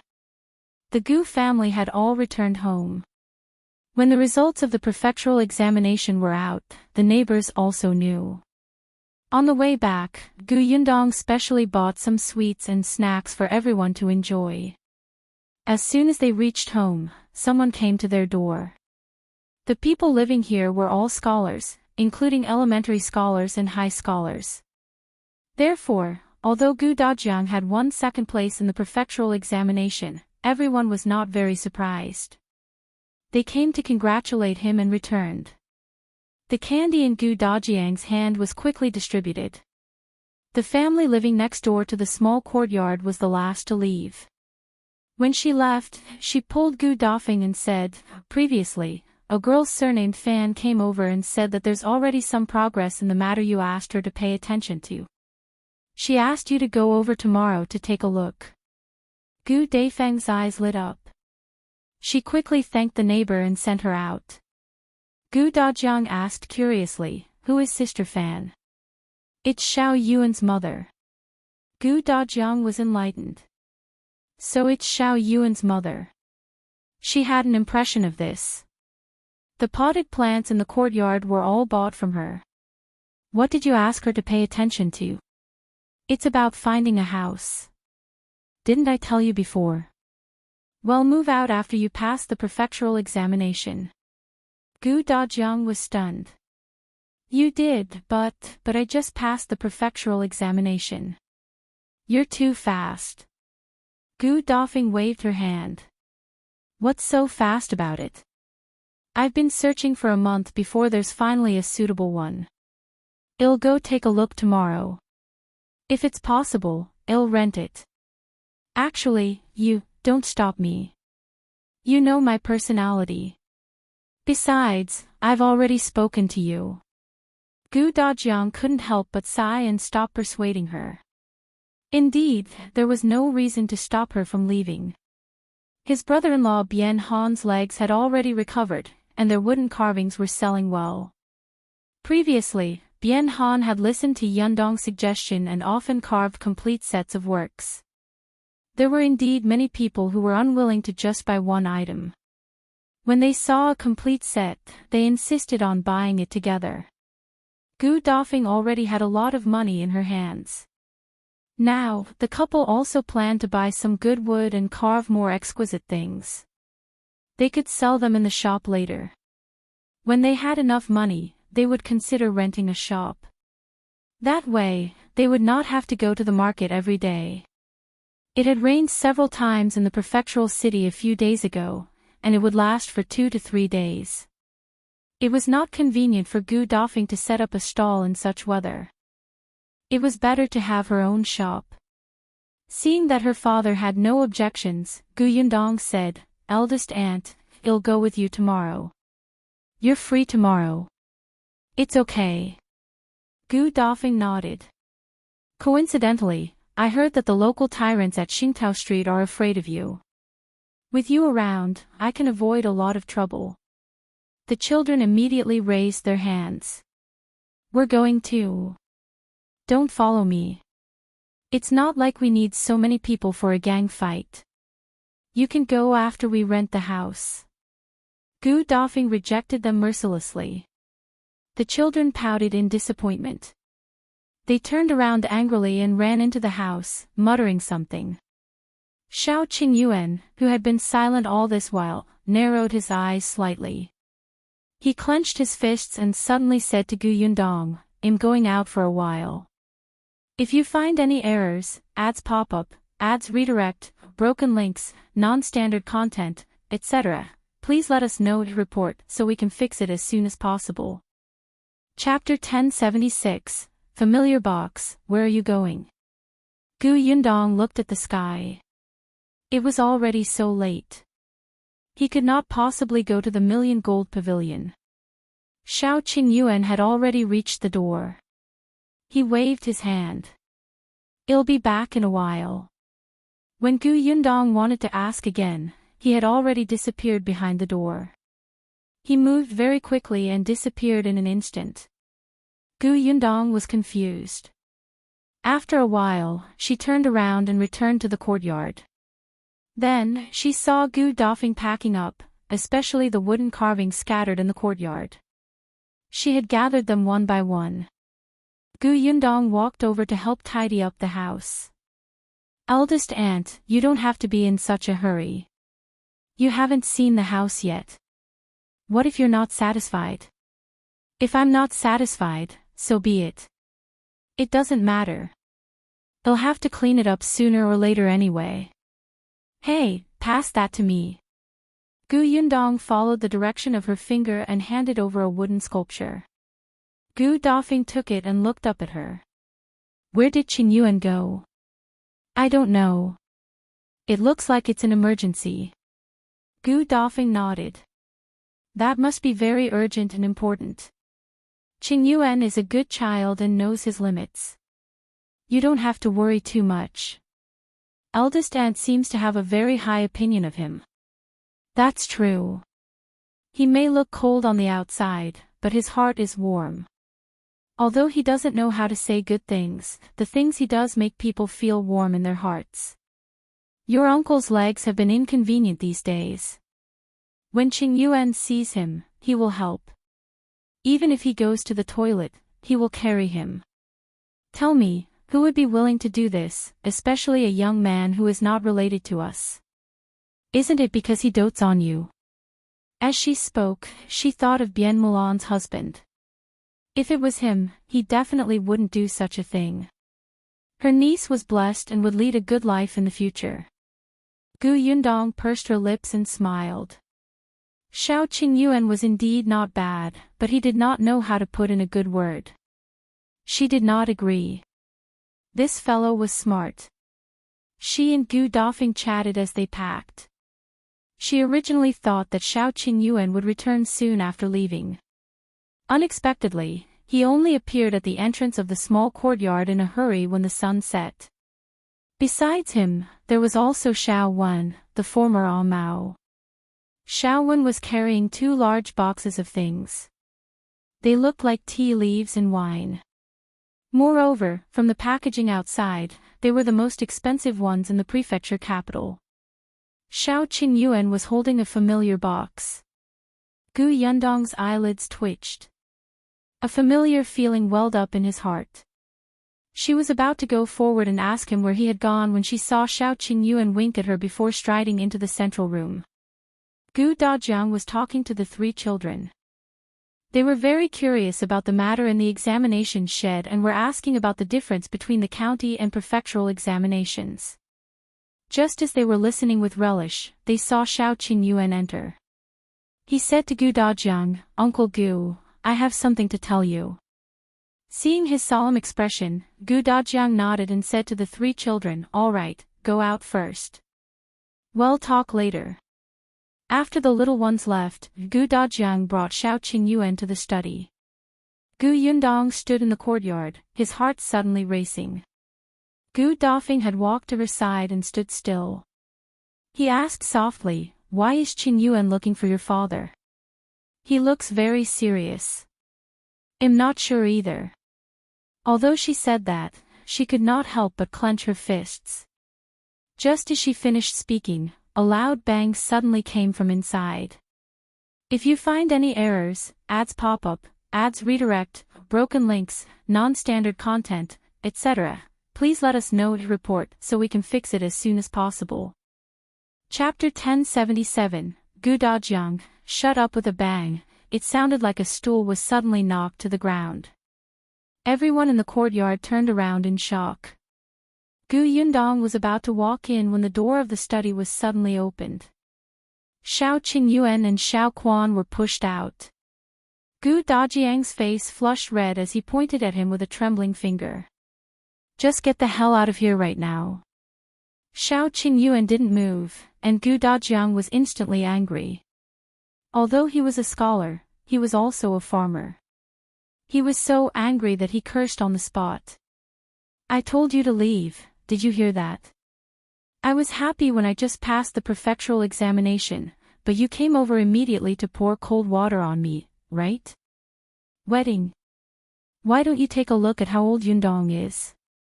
Can't wait to get the cabbage. Let me tell you, no way. Wait for another 2 years, no, 3 years, Gu Dajiang, shut up." Another voice suddenly sounded in the courtyard. Gu Dajiang instantly stopped talking and looked up at the exasperated Gu Dafeng. Gu Dafeng rolled up her sleeves and strode over. She looked at Xiao Qingyuan, who was standing at the door without saying a word but looked a little aggrieved and stubborn. She immediately said gently, "Qingyuan, go and rest for a while.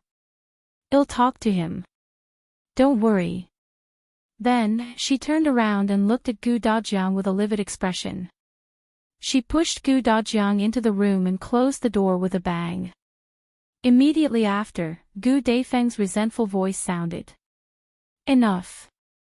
Is there a father like you? Yundong and Qingyuan were engaged a long time ago. Didn't you agree to? Now that you're married, you're still making things difficult for her. Why? Are you afraid that your daughter's life will be too good in the future?" "No. Sister, Yundong is still young." Gu Dajiang wasn't that confident when facing his sister. "What do you mean young? She's already an adult. She's a big girl." Gu Dafeng snorted. "If you still want to keep her for 2 to 3 years, you might as well keep her until she's in her 70s or 80s. Gu Dafeng glared at him again, then sighed and sat beside him. She said earnestly, I know you dote on Yundong and can't bear to part with her, but you can't keep her forever. It's rare for Yundong and Qingyuan to have a good relationship. As she spoke, she suddenly suppressed her voice and said softly, moreover, you have to think about it. Qingyuan is different from before. In the past, he had no parents and lived in a dilapidated house. He couldn't even eat alone. In addition, his reputation in the village was not good, so he didn't get married for a long time. But now, he has been to the capital, met the emperor, treated the prince's illness, and has good skills. He's tall and handsome, and has several shops. Do you know how many people are watching him now? When I was at the market last time, I heard many people talking about him. Even many wealthy families in the city liked him and wanted him to be their son-in-law. It's rare that he's unmoved and only wants to be with Yundong. Let me tell you, if you stop him again, he might be intercepted. Gu Dajiang frowned and sneered. So be it. Our Yundong is so outstanding. Should I be afraid that she won't be able to find a good husband? Gu Dafeng was so angry that she slapped him on the back. But Yundong likes Qingyuan. So what if you find a good husband? Do you still want to be that muddle-headed worm that breaks up the love birds and make them both unhappy? If you find any errors, ads pop up, ads redirect, broken links, non-standard content, etc., please let us know to report so we can fix it as soon as possible. Chapter 1078, Showing her thumbs. Gu Dajiang immediately fell silent. The people outside the door gradually could not hear their voices and could only look at each other. Prefectural city examination, but I didn't say that I was in such a hurry. The rankings have just been released today. No wonder her father was so angry. Xiao Qingyuan pursed his lips and paused for a moment before saying, Eldest and is looking for a house tomorrow. If it's suitable, she'll probably move over on the same day. He did not finish his sentence, but Gu Yundong completely understood. She stared at him with wide eyes. After a moment, she gave him a thumbs up. Good for you. Is still in the small courtyard. Xiao Qingyuan laughed. Don't tell anyone. Gu Yundong rolled her eyes at him. I'm not stupid. As she spoke, the door of the study was opened again. Gu Dajiang's expression was still very ugly, but his tone was much better. He said to Xiao Qingyuan, who was at the door, come in. Xiao Qingyuan immediately took the box and entered the study again. Gu Yundong was scratching her head. Why did her father only call him in? Wasn't this about her marriage? Should she, the person involved, go in? It was unknown what was said inside, but after a long time, Auntie Nyo came over for the third time to say that it was time for dinner. Only then did the three of them come out of the study. Gu Yundong's sharp eyes saw that the box in Xiao Qingyuan's hand was gone, but Gu Dajiang did not ask him to stay and let him go back to eat. In front of Gu Dajiang, Xiao Qingyuan couldn't say much to Gu Yundong. He gestured at her and left the small courtyard with Xiaowen. Gu Dajiang placed his hands behind his back and called out to the people in the courtyard, all right, let's eat first. Gu Yundong could only suppress her doubts and follow him to the reception pavilion. On the other hand, Gu Dafeng was a step behind. He walked to her side and whispered, don't worry. Your father won't dare to hit Qingyuan in front of me, and he won't break you up. Gu Yundong was speechless. She was not worried about this at all. After entering the reception pavilion, probably because Gu Dajiang didn't look too good, everyone was very quiet. No one said a word and quickly dispersed after eating. Gu Yundong also returned to her room. However, not long after she entered, there was a knock on the door. Gu Dajiang's voice came from the door. Yundong, may I come in? Father. Gu Yundong hurriedly opened the door and let Gu Dajiang in. Gu Dajiang held the box that Xiao Qingyuan had given him. He walked to the table and sat down. Then, he looked at Gu Yundong and said, Xiao Qingyuan sent this today. Gu Yundong glanced at her father, paused, and reached out to open the box. As expected, it contained all of Xiao Qingyuan's assets. Betrothal gifts, Gu Dajiang said.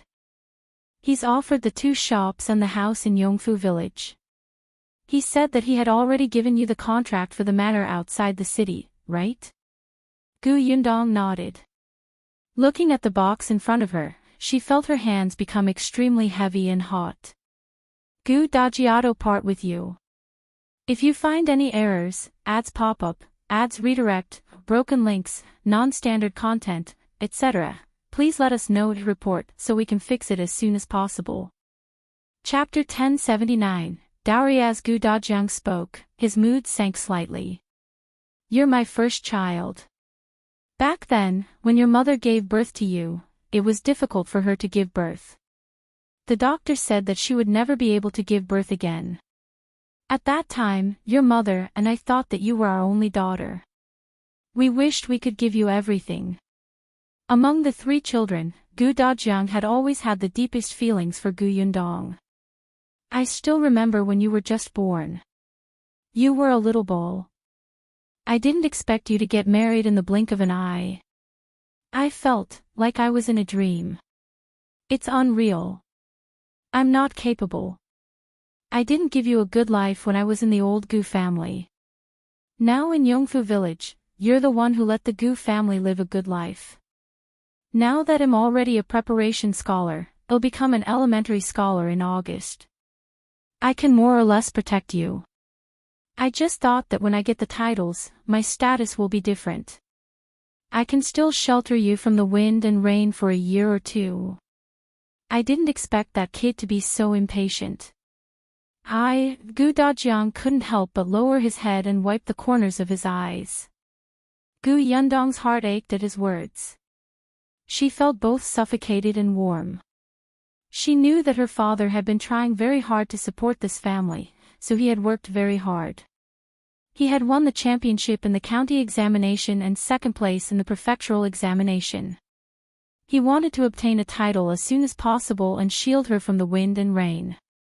Gu Yundong had always known that her father wrote letters, copied books, and drew drawings to earn money.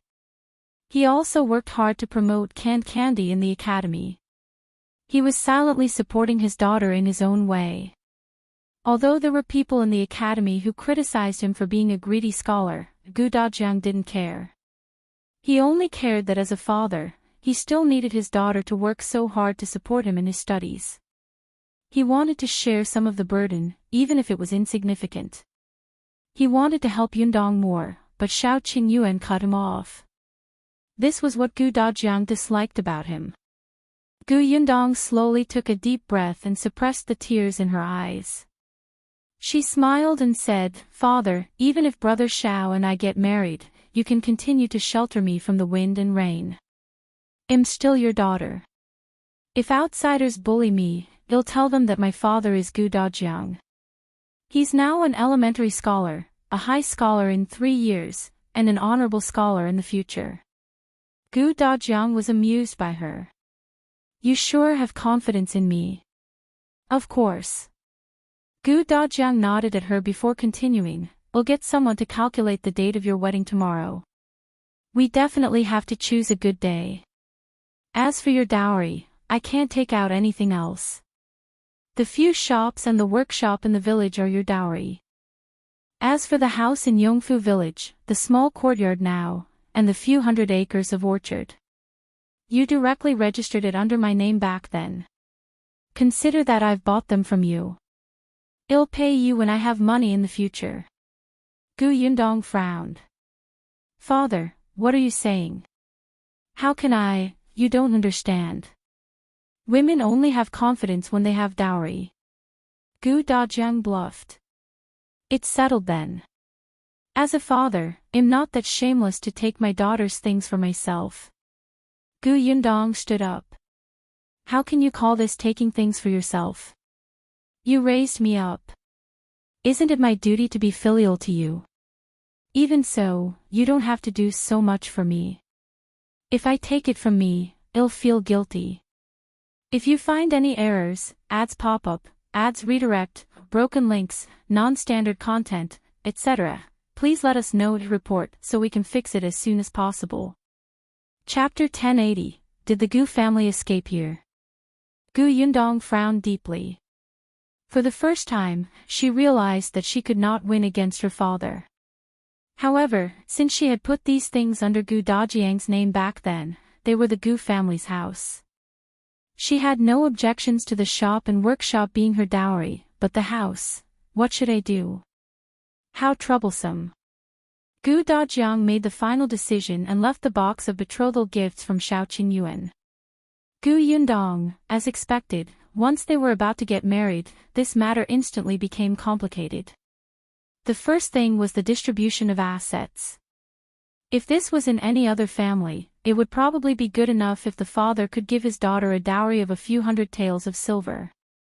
However, when it came to her father, he did not want anything. He would give her the money for the house where he was currently staying in the future. She could understand her father's thoughts, but she could not bring everything into the Xiao family as a dowry. This matter had to be discussed again. Not many people in the Gu family slept well that night. However, the next day, Gu Dafeng still woke up early. Gu Yundong had agreed to accompany her to look at the house. Not many people went. Besides her and Gu Dafeng, there were also Bian Han and Shui Rong. The others, especially the three brats, stayed at home obediently. Gu Yundong had been to Xingtao Street several times, so she was already familiar with the place.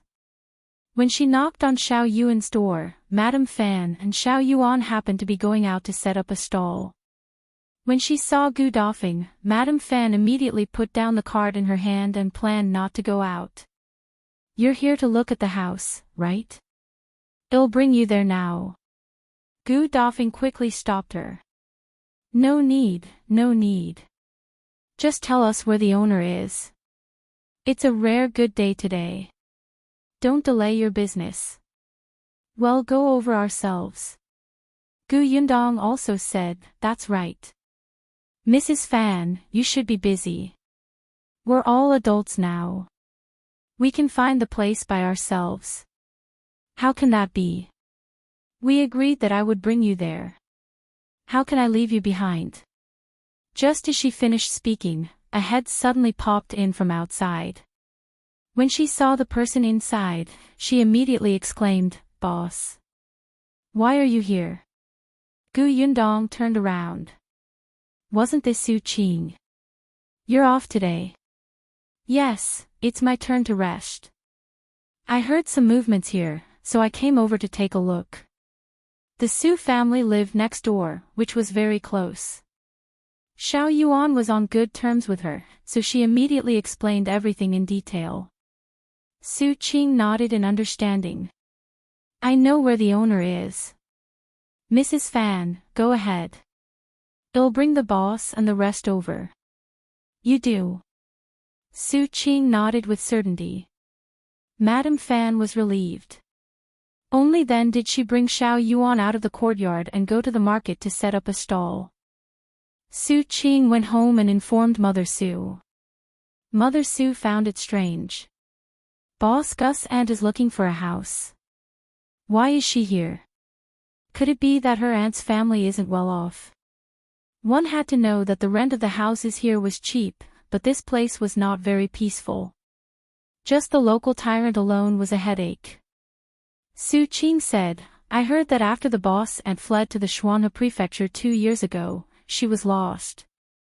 She just reunited with the boss last year. Her family should be in trouble. Escape.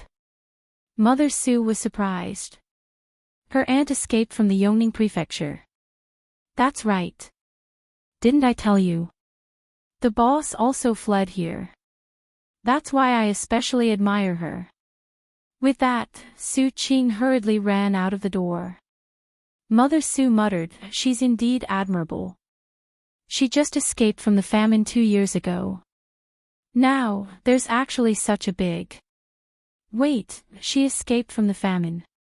If you find any errors, ads pop up, ads redirect, broken links, non-standard content, etc. Please let us know to report so we can fix it as soon as possible. Chapter 1081, She finally remembered. Mother Su suddenly stood up. She remembered. She finally remembered where she had heard the name Gu Yundong. Ouch. It's all her fault for being senile. She only remembered now. Mother Su hurriedly went out to chase after her. Unexpectedly, she exerted force and suddenly sprained her ankle. It was so painful that she screamed and hurriedly sat down by the door frame. Then, she shouted towards the next door, Xiaoqing, Xiaoqing, are you still there? Boss Gu, are you there? No response. Mother Su was anxious and called out anxiously, Xiaoqing. Finally, Xiaoyuan's father's voice sounded from next door. Aunt, what's wrong? Xiaoqing followed Miss Gu to look at the house. What's the matter? Do you need my help? No need, no need. I thought she hadn't left. There's something I need to talk to her about. Go on with your work. All right, Auntie, call me if you need anything. Okay, okay. Mother Su sighed. She didn't expect Xiaoqing and the rest to act so quickly.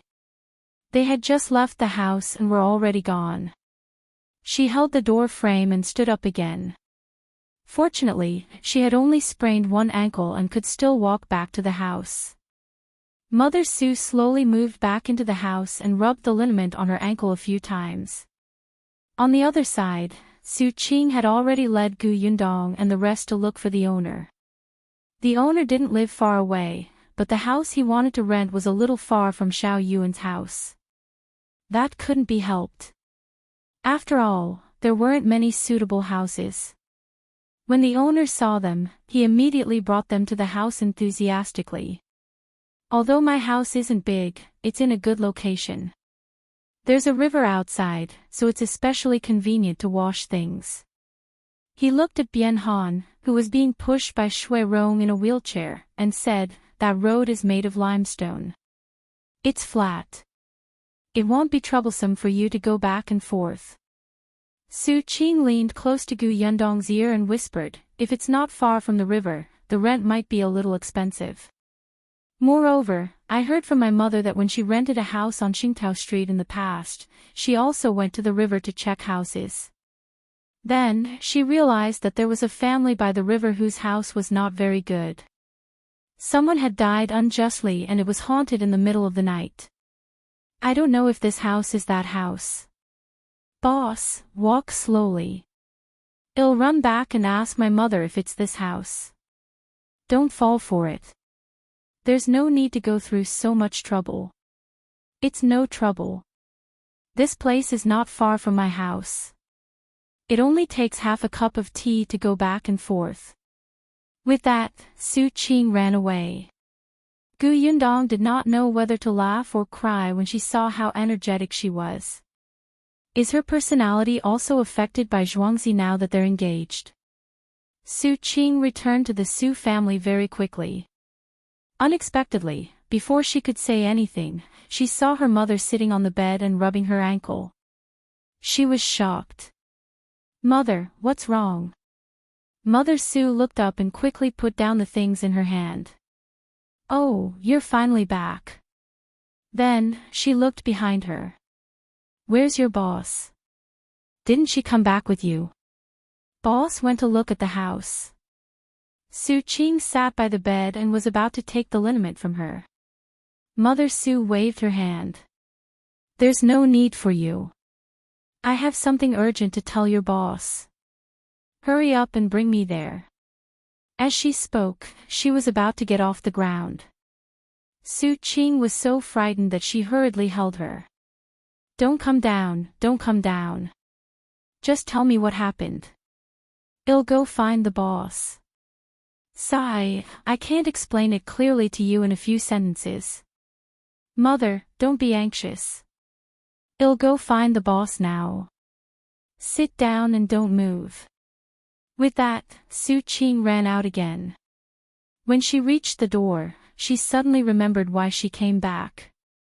If you find any errors, ads pop up, ads redirect, broken links, non-standard content, etc., please let us know to report so we can fix it as soon as possible. Chapter 1082, Go and Get Protection Fees. Su Qing hurriedly stopped in her tracks and looked at her mother. She asked, "Mother, when you were looking for a house back then, you said that a family by the river had died unjustly and the house was haunted. Which house was it?" "It's the innermost house. It's abandoned." Su Qing nodded and ran out of the house.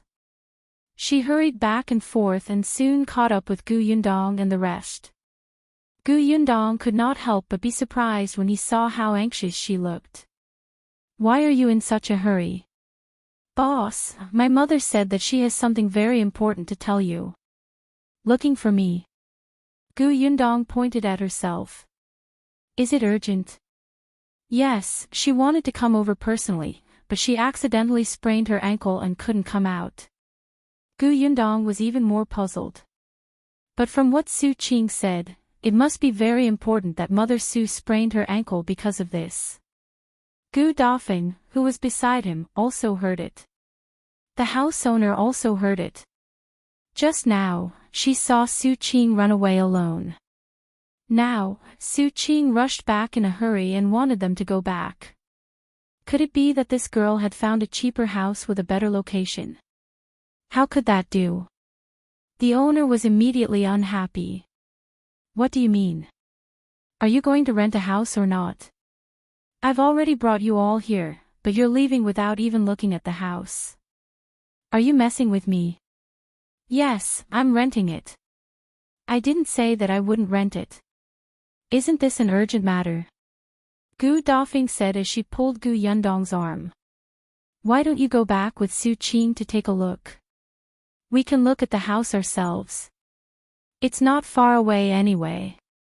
If it's suitable, we can rent it. If it's not, we can look for another one." Gu Yundong thought about it and nodded. "All right, eldest aunt, take your time. You can't be in a hurry to rent a house." "Of course."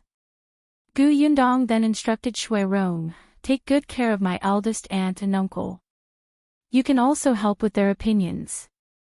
"Yes, my lady." Gu Yundong then said to Su Qing, "Let's go. I'll go home with you to take a look." Su Qing nodded hurriedly, but before she left, she still asked the landlord, "Which house are you renting?" "The one in the innermost area." The owner waved his hand. "The house in the innermost area is abandoned. The house I want to rent is not that one. It's the third house to the innermost side. Don't worry, I won't cheat you." Su Qing was relieved and immediately left with Gu Yundong.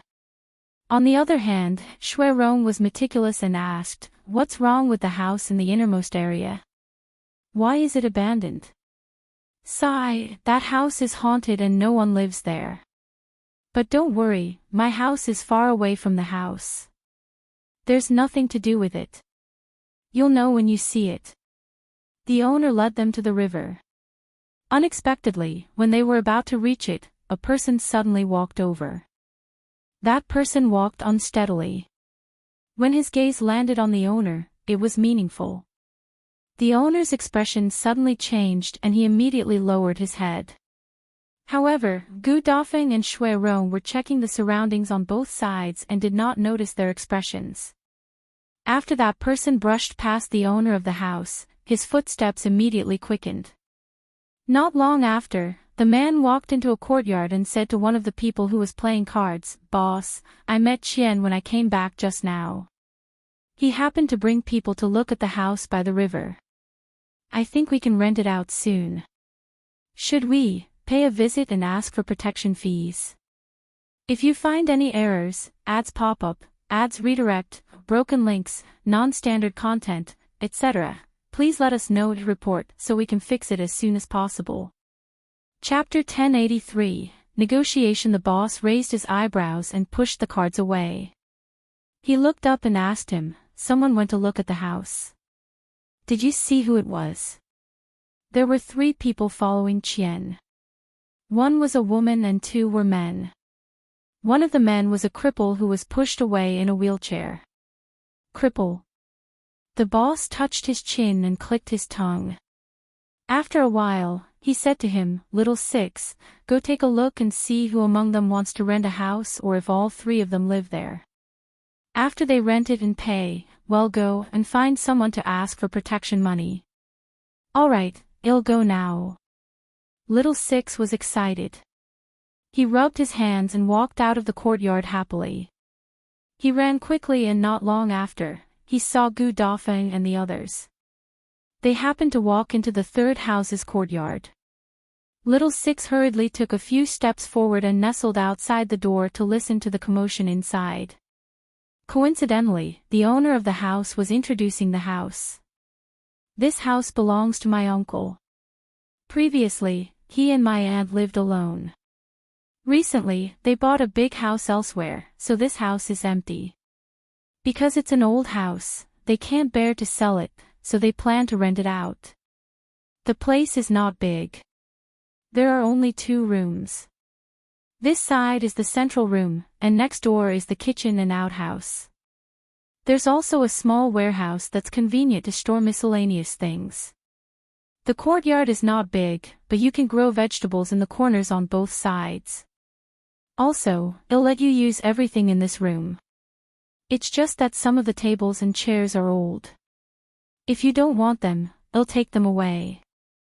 If you want them, repair them. There's no big problem. There's a river outside. There are more than 20 stone steps to the left. It'll be easy to wash clothes.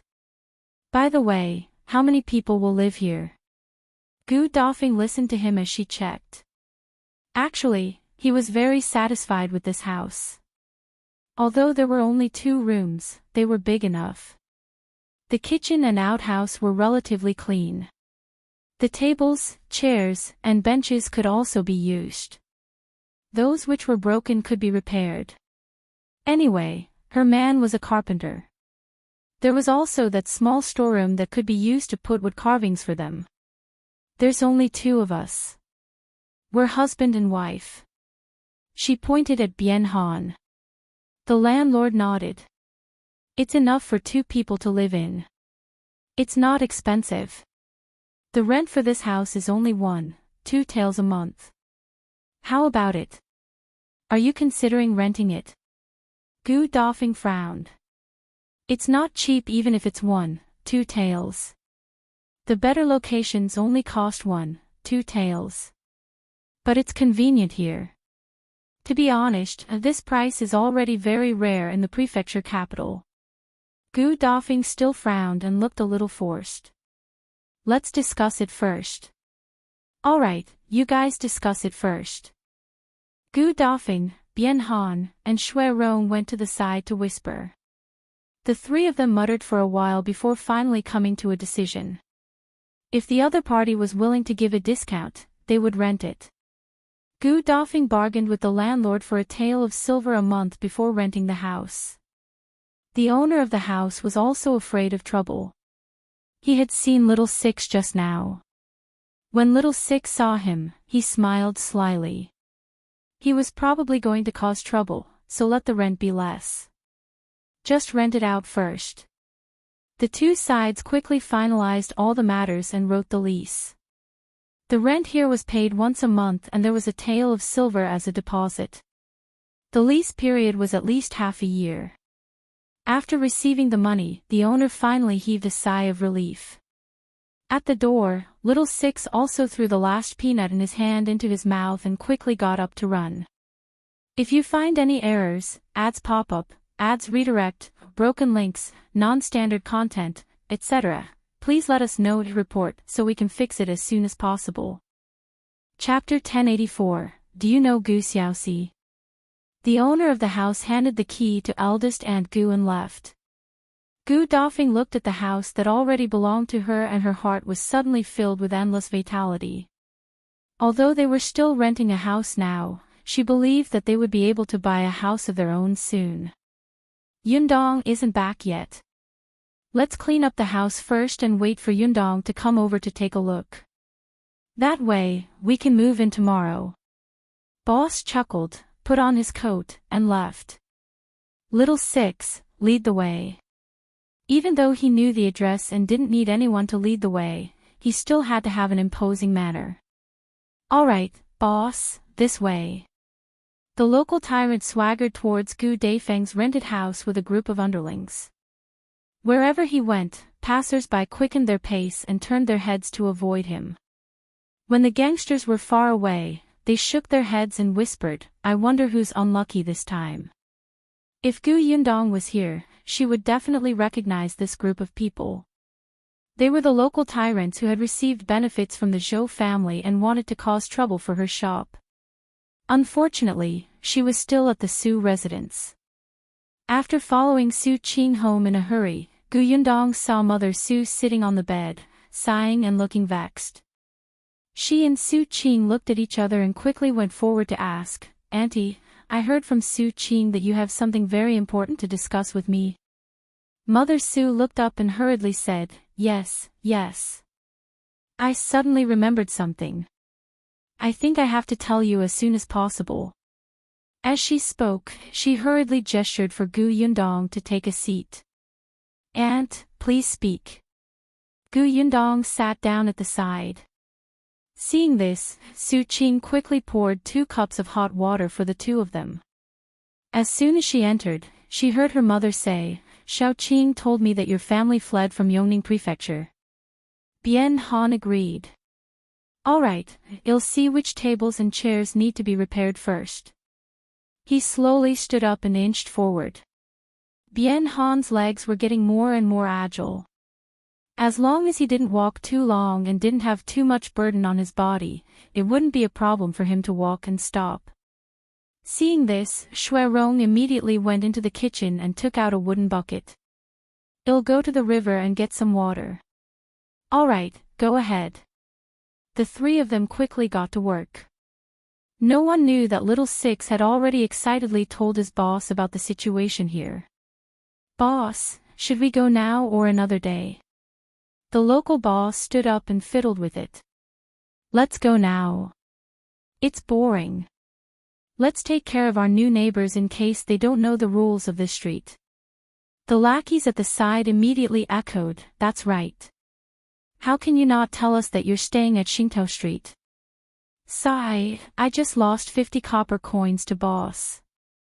I might be able to make up for it after this trip.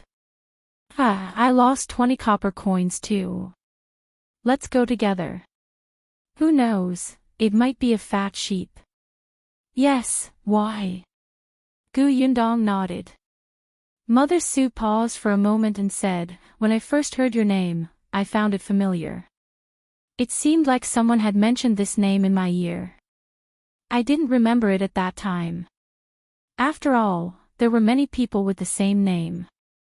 It was only when I heard that you had also escaped from the Yongning Prefecture that I came back to my senses. Boss Gu, do you know a man called Gu Xiaoxi? With a bang, Gu Yundong suddenly stood up. The stool behind her fell to the ground because of her strength. If you find any errors, ads pop up, ads redirect, broken links, non-standard content, etc., please let us know to report so we can fix it as soon as possible. Chapter 1085, Uncle Gus Whereabouts Gu Xiaoxi. Gu Xiaoxi. That was her uncle's name. Gu Yundong's eyes widened. She grabbed Mother Su's hand and asked anxiously, Auntie, you know Gu Xiaoxi? My uncle is called Gu Xiaoxi. He's also from the Yongning Prefecture. He was separated from us when we escaped from the famine. We've been looking for him. As Gu Yundong spoke, she suddenly thought of something and hurriedly took out Gu Xiaoxi's portrait from her space. Auntie, look. Is this the person you saw? Su Qing was surprised. Her boss had really put in a lot of effort to find her family. She even brought a portrait with her. However, Mother Su looked at the portrait and frowned slightly. She shook her head and said, I don't know. Gu Yundong was stunned. You don't know? The Gu Xiaoxi I saw back then was bruised and swollen. He was also very thin, as if he would collapse if the wind blew. He doesn't look like this portrait. Mother Su had seen this portrait before. It was pasted on the notice wall every day, but she had never seen it again after seeing it once. Firstly, she did not know the person on it. Secondly, she was not very literate and did not know what the words on the portrait meant. Therefore, she had never thought that this person might be someone she had seen before. Gu Yundong was enlightened.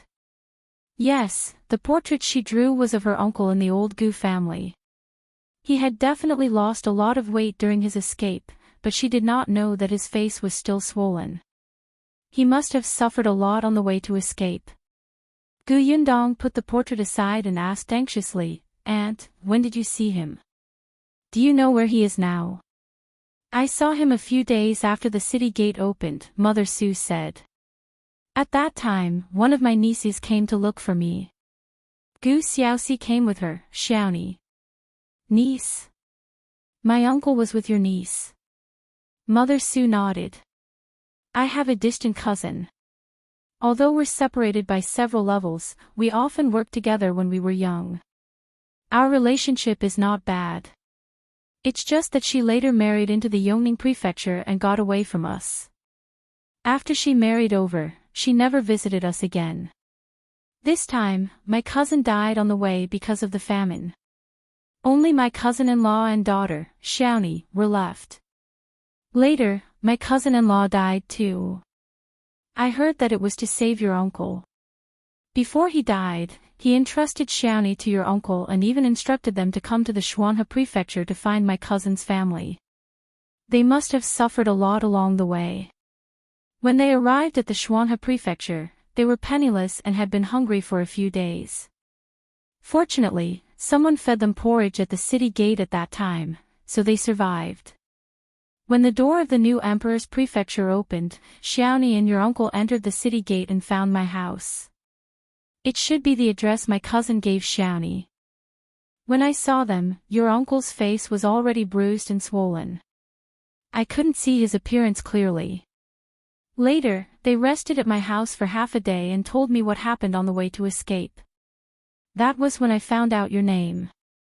Your uncle said that he was looking for you. His eldest brother entrusted you to him, but he lost you. Along the way, he asked about your whereabouts and didn't know what to do.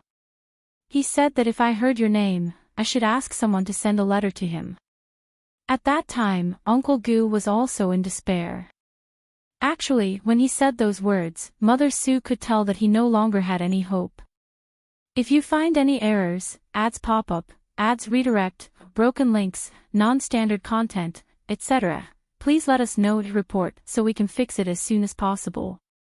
Chapter 1086, Going to find him. It should be said that no one had any hope on such a chaotic escape route. An adult and 3 children. The adult was even a woman, and her behavior was like a child's, unable to make any correct judgment. Strictly speaking, this was the path of the strong preying on the weak. The 4 children struggled for as long as they could. Moreover, they only had about 10 small potatoes the size of quail eggs on them. They could not even last for 2 days. Who would think that they would survive? Hence, when Mother Su heard about it, she was already certain that the sister-in-law, nephew, and niece that Gu Xiaoxi mentioned had met with misfortune. She had never linked Gu Yundong to the escape. How could a penniless girl, who had fled from the Yongning Prefecture, have the ability to open such a huge shop in the prefectural city and do such a popular business in just a year? However, the truth was so coincidental. The Gu Yundong that Gu Xiaoxi was talking about was the Gu family's boss. Mother Su sighed.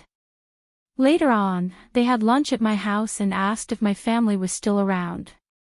When they found out that her 2 biological uncles were in their hometown, they left. At that time, Mother Su wanted to let them stay for 2 days, but Xiaoxi rejected her. Firstly, the Su family's house was not big to begin with, and secondly, they were in a hurry to leave. Mother Su did not force her. After all, they had never met before. Her relationship with her cousin had also faded because of the 20 years between them. In addition, during that period of time, there were all kinds of crimes caused by refugees in the city. Mother Su was also worried. Therefore, she gave the two of them some money, told them the direction, and sent them out of the city gate. As they had not stayed in the Su family for long, Su Qing and Su Changshen, who had gone out to look for work, had never seen Xiaomi and Gu Xiaoxi. However, when they came back, they heard Mother Su talk about this. Still, the person she talked about the most was her cousin from back then. She was also depressed about her cousin's death. When Gu Yundong heard everything, the ecstasy on her face grew. That's right, it was her uncle. After so long, there was finally a clue. Where are Miss Xiaomi's uncles? Are they far from here? She couldn't wait to find her uncle. Father and eldest aunt would definitely be very happy when they heard this news. Mother Su said, Xiaomi's uncle's house is in Great Rock Village under Heyuan County. Gu Yundong frowned slightly. Heyuan County. That was the county town furthest away from Xuanhe Prefecture. It would take them a day to get to Fengkai County by carriage, but it would take at least 2.5 days to go to Heyuan County. It was actually so far. No wonder there was no news even though the portrait had been hanging on the notice board for so long. Mother Su asked her, are you going to look for him? Are you sure it's him? Gu Yundong nodded. I'm sure. It must be my uncle. There aren't so many coincidences in the world. The man fled from the Yongning Prefecture, and his name matches. He said that he would take care of us on behalf of my father. That's right. Mother Su exhaled. That's good, that's good. Auntie, thank you so much. You don't know, but when we escaped from the famine back then, we were all separated. However, in the past 2 years, we've reunited one after another. Only my uncle is left. There's no news of him at all. My father and my eldest aunt have always missed him. During the New Year and holidays, they're always thinking about where he is now and whether he's living well. If you find any errors, ads pop up, ads redirect, broken links, non-standard content, etc., please let us know and report so we can fix it as soon as possible. Chapter 1087, Coming to the door. Mother Su waved her hand and sighed. Boss Gu, don't say that. It's my fault for having a bad memory. If I had remembered earlier, you would have found him long ago. No, I'm already very grateful that you told me. If not for Auntie, we might not have been able to find him. Gu Yundong was really grateful to her. He was also extremely glad that he had listened to Zhang suggestion to invite Su Changshan to work at Gus. Otherwise, he would have missed Mother Su's message. Still, she thought about it and asked, you just said that my uncle was saved by Xiaomi's father and asked him to take care of Xiaomi. Then the two of them, Mother Su said, even if her father didn't entrust her to him, the two of them, a man and a woman, had walked all the way here alone. They definitely want to be together. I know. Gu Yundong nodded. Did that mean that she had a little aunt? Gu Yundong stood up. No matter what, I have to thank you today. I have to go back quickly and tell my father and aunt the good news. I'll visit you another day to thank you. No need, no need. Mother Su quickly waved her hand. But Gu Yundong had already walked out. I'll take my leave first. She then instructed Su Qing, take good care of your mother. Bring her to the medical center to have her legs treated. Got it, boss, Su Qing replied. She seemed to have thought of something and hurriedly chased after her. Boss, are you going to the river? Do you know the address? I know. It's the third house to the innermost side. It's easy to find. With that, Gu Yundong disappeared from the door. Gu Yundong had just received great news. She was excited and walked at an exceptionally fast speed. Before long, they reached the river. At this moment, the local gang had arrived at Gu Daifeng's newly rented house half an hour earlier than her. Looking at the group of people who suddenly appeared, Gu Daifeng and the others were shocked. She subconsciously stood beside Bian Han. Shui Rong had been in a rich family for many years, so he knew how to read people's expressions.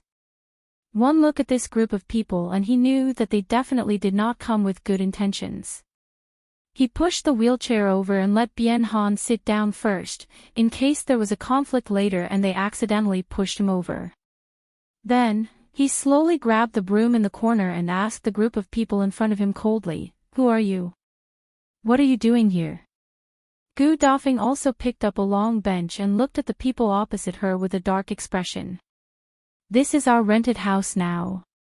Isn't it outrageous for you to come in without permission?"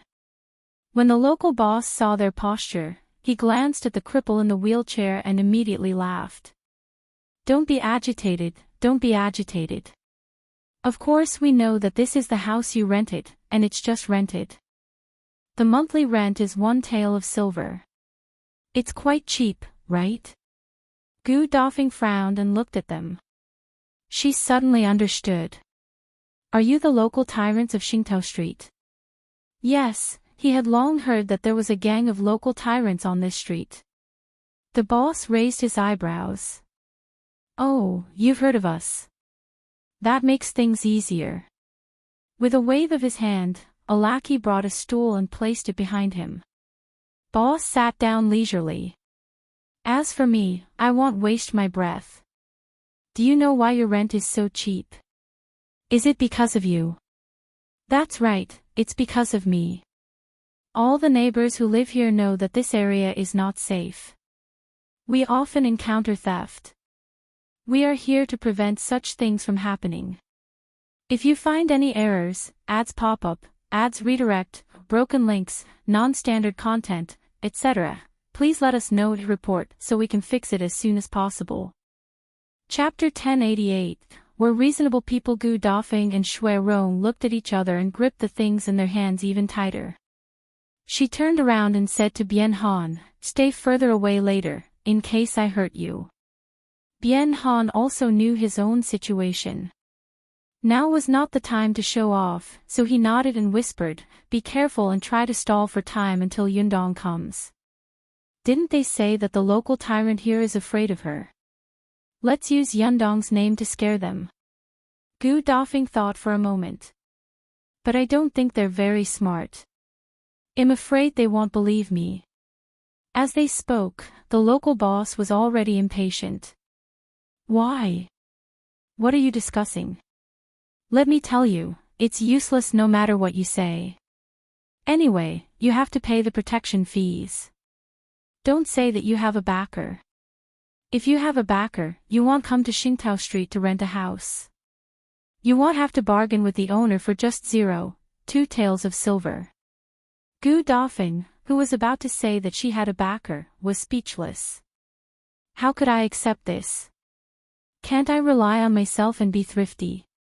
The boss continued, "I don't want much either. How about 1 tael of silver a month?" Gu Daifeng gasped. 1 tael of silver? Why don't you rob? Their rent was only 1 tael of silver, okay? Heh, we're all reasonable people. Why would we rob? That's the work of bandits. Don't say that I tricked you. You can ask around. The rent in the nearby streets and alleys is more than 2 taels of silver. This is the prefectural city. This Xingtao Street is not remote. The owner rented it for 1 tael of silver to you because he knew that you had to give us another tael of silver to protect you, right?" Little Six and the other lackeys cheered from behind. "Yes, boss is right. If you don't believe me, you can ask the people nearby if we're doing a good deed." Gu Daifeng and the other two were speechless.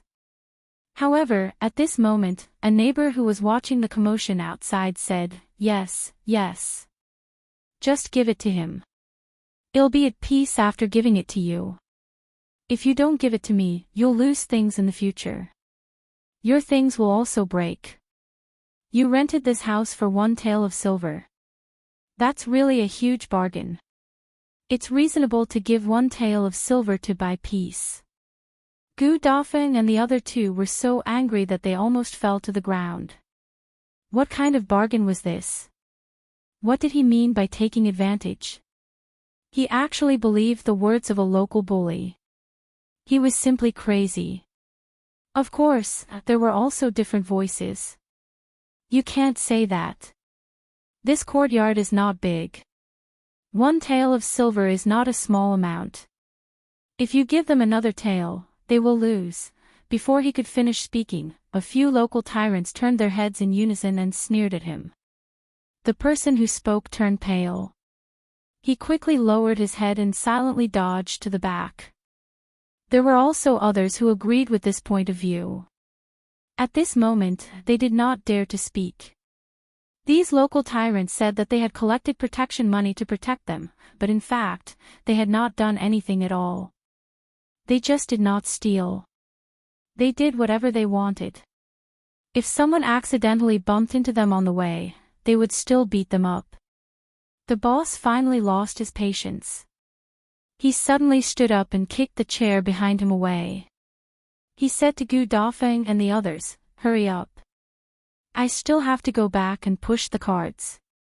If you waste my time again, do you believe that I won't be able to sleep peacefully in the future? If you find any errors, ads pop up, ads redirect, broken links, non-standard content, etc., please let us know to report so we can fix it as soon as possible." Chapter 1089, Gu Yundong is your niece. Gu Yundong had just walked to the door when she heard this familiar and arrogant voice. She frowned slightly and looked up at the people outside the 3rd house. After taking a few steps forward, Gu Yundong pushed aside the crowd of onlookers and immediately saw a group of familiar local tyrants. The corners of her mouth twitched. As expected of the local tyrants of Xingtao Street. She had just arrived at this unfamiliar place, but he was already here to extort money. Gu Dafeng, who was in the courtyard, had yet to see her. Her temper was not weak to begin with. When she heard the threat of this local tyrant, she immediately placed the bench in front of her chest and said angrily, "You're quite capable. How are you going to make us not sleep peacefully? Do you know who I am? How dare you say this in front of me?" Gu Yundong looked at Gu Dafeng in surprise and silently applauded her in his heart. Very good, it was this aura. She remembered that a long time ago, she seemed to have used these words to scare Zhou Dafu. However, the local tyrant was different from Zhou Dafu. The boss sized Gu Dafeng up from head to toe and laughed out loud. As he laughed, he said to the lackeys beside him, "Did you hear what she said just now? She still thinks that she's the wife of a rich official. She's quite arrogant. Come, tell me who you are. You make us afraid too, ha ha ha ha."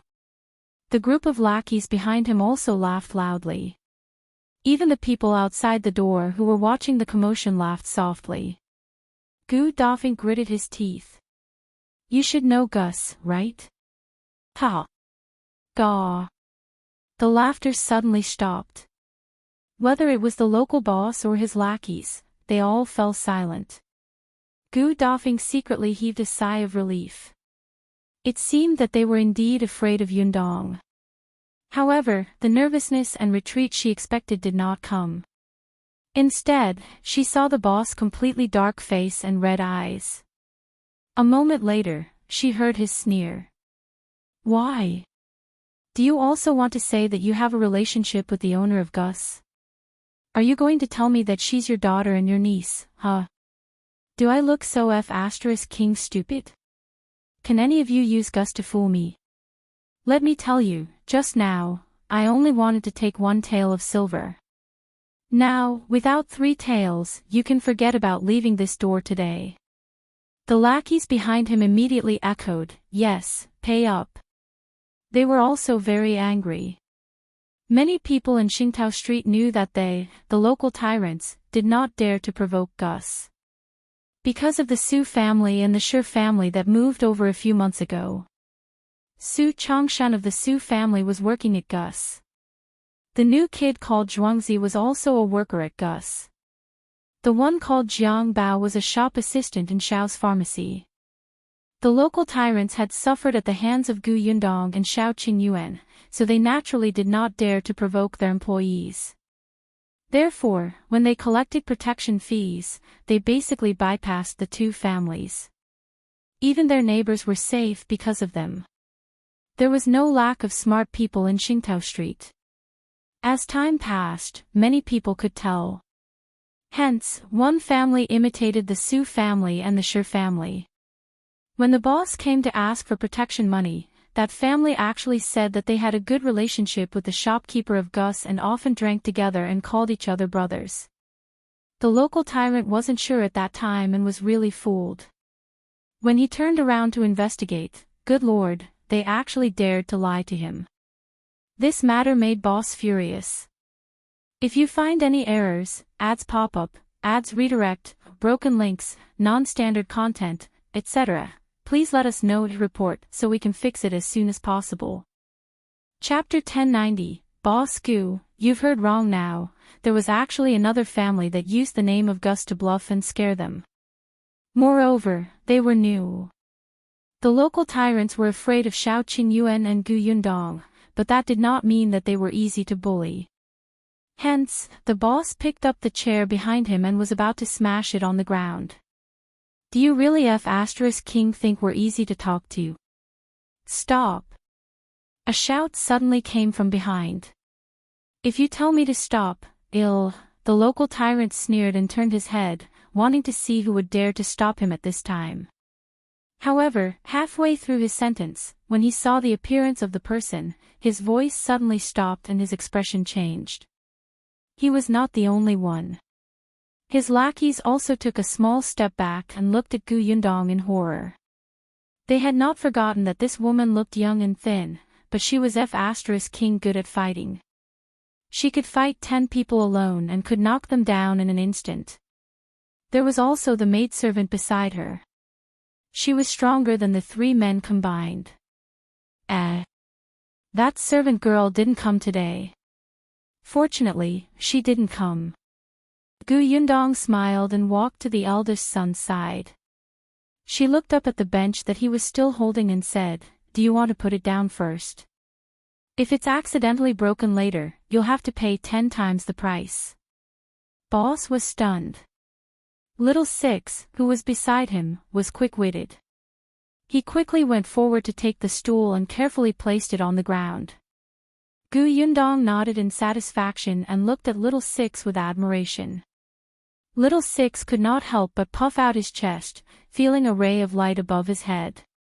Gu Yundong then walked to Gu Daifeng's side. "Eldest aunt, how's the house? Have you rented it?" "Yes, it's rented. We all think it's not bad." Gu Yundong nodded. "Since it's not bad, let's stay here for now. If you think it's too small in the future, we can change it." As she spoke, she turned to look at the group of local tyrants who were already stunned. What did they just hear? Eldest aunt. Gus boss called this woman eldest aunt. The lackeys looked at their boss silently. Their boss was so amazing. He could even guess this. The boss, however, felt bitter. He had just said it casually, but who knew that his words would come true? Gu Yundong was really her niece. Was there something wrong? Her niece's family was so rich. Why did they come to Qingtao Street to rent a house? Was there water in their brains? The group of people was so shocked that they couldn't recover. It was Gu Yundong's voice that pulled them back. "I heard you say just now that you want to make my eldest aunt suffer." "No. Absolutely not. You heard wrongly." The boss immediately shook his head, as if he was about to throw his head off. The other lackeys shook even more fiercely. The onlookers outside the door were shocked. Did these people have any integrity? They actually denied it so quickly and thoroughly. Who was this young lady? These local tyrants seemed to be afraid of her. They were even more afraid than when they saw the government officials. Gu Yundong frowned. Did I hear wrongly? Then why did you raise the stool just now? I was practicing arm strength. Yes, I suddenly feel that the weight of this stool is just right. It's suitable for arm strength. The lackey at the side echoed, yes, yes, yes. Boss Gu, you know that our boss' right hand is not very strong. You know that. Boss Gu. The people at the door widened their eyes. If you find any errors, ads pop up, ads redirect, broken links, non-standard content, etc., please let us know to report so we can fix it as soon as possible. Chapter 1091, Failing to extort only to be extorted. Could it be that this girl was the owner of Gus' shop? Was she that young? Moreover, the local tyrants were even more afraid of her than the rumors said. She was just a young lady. Could it be that they could not deal with her with so many people? The voices outside the courtyard rose and fell, and everyone started whispering. Some people's voices accidentally became louder and could even reach the ears of the boss. The boss snorted coldly in his heart. What did you people know? Although this girl looked young, she was very sinister. Not to mention how many times they had been beaten up. Just on the day of her shop's opening, she had deliberately lured old Master Zhou over and cheated him of so much money. It could be seen that this person was not easy to deal with. Moreover, she was not only the shopkeeper of Gus. She was also the fiancée of Boss Xiao, who had gone to the capital to meet the emperor and treat the prince. She was also the owner of the new tea pavilion shop with the wife of the Prefecture magistrate, the eldest daughter of the Nie family. They only dared to provoke such a person because they were tired of living, okay? Gu Yundong almost burst out laughing when she heard their reason. She restrained her expression and looked at their sincere eyes. She lowered her eyes and thought for a moment before saying, so this stool is so important to you? In that case, take it away. All right, all right. The boss hurriedly agreed. Unexpectedly, Gu Yundong said awkwardly, but if you take this stool away, well, lose one. What if the rest are not enough? We still have to buy it again. I wonder if this stool is cheap. The boss suddenly felt enlightened and immediately felt bitter in his heart. He said with a sullen face, how can I let Boss Gu give it to me for free?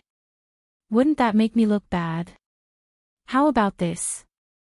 I'll buy it. I'll buy this stool, okay? One, he gritted his teeth. How about one tael of silver? Hey, you're too polite. It's just a lousy stool. Why would I need a tael of silver? If I accept it, will others think that I'm bullying you? No. The boss hurriedly shook his head. As the old saying goes, the best things cannot be bought with money. Who asked this stool to be suitable for me? I insisted on buying it. Boss Gu didn't bully me at all. I'll be angry with whoever says that. Gu Yundong shook her head and sighed. In that case, I'll reluctantly accept it. She spread out her fair right hand with an innocent expression on her face. The boss was heartbroken. His hands trembled as he took out a tael of silver from his waist and placed it in her hand with difficulty. Boss Gu, our deal is done. I'll go back first. All right, you can go back. Hey, remember, this is my eldest aunt and uncle. Since you both live on the same street, please help take care of them in the future. Definitely. The lackeys behind him also promised sincerely.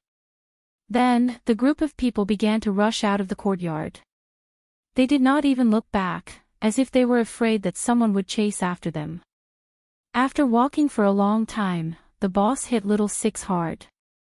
You son of a b*tch, next time, find out more information before you come. If something like this happens again, I'll kick you into the river and drown you. Do you believe me? With that, he stuffed the stool in his hand into little Six's arms and strode away. Gu Yundong, who was in the courtyard, threw away the silver in his hand and turned to hand it to Gu Dafeng. Eldest aunt, keep it well and buy a better stool.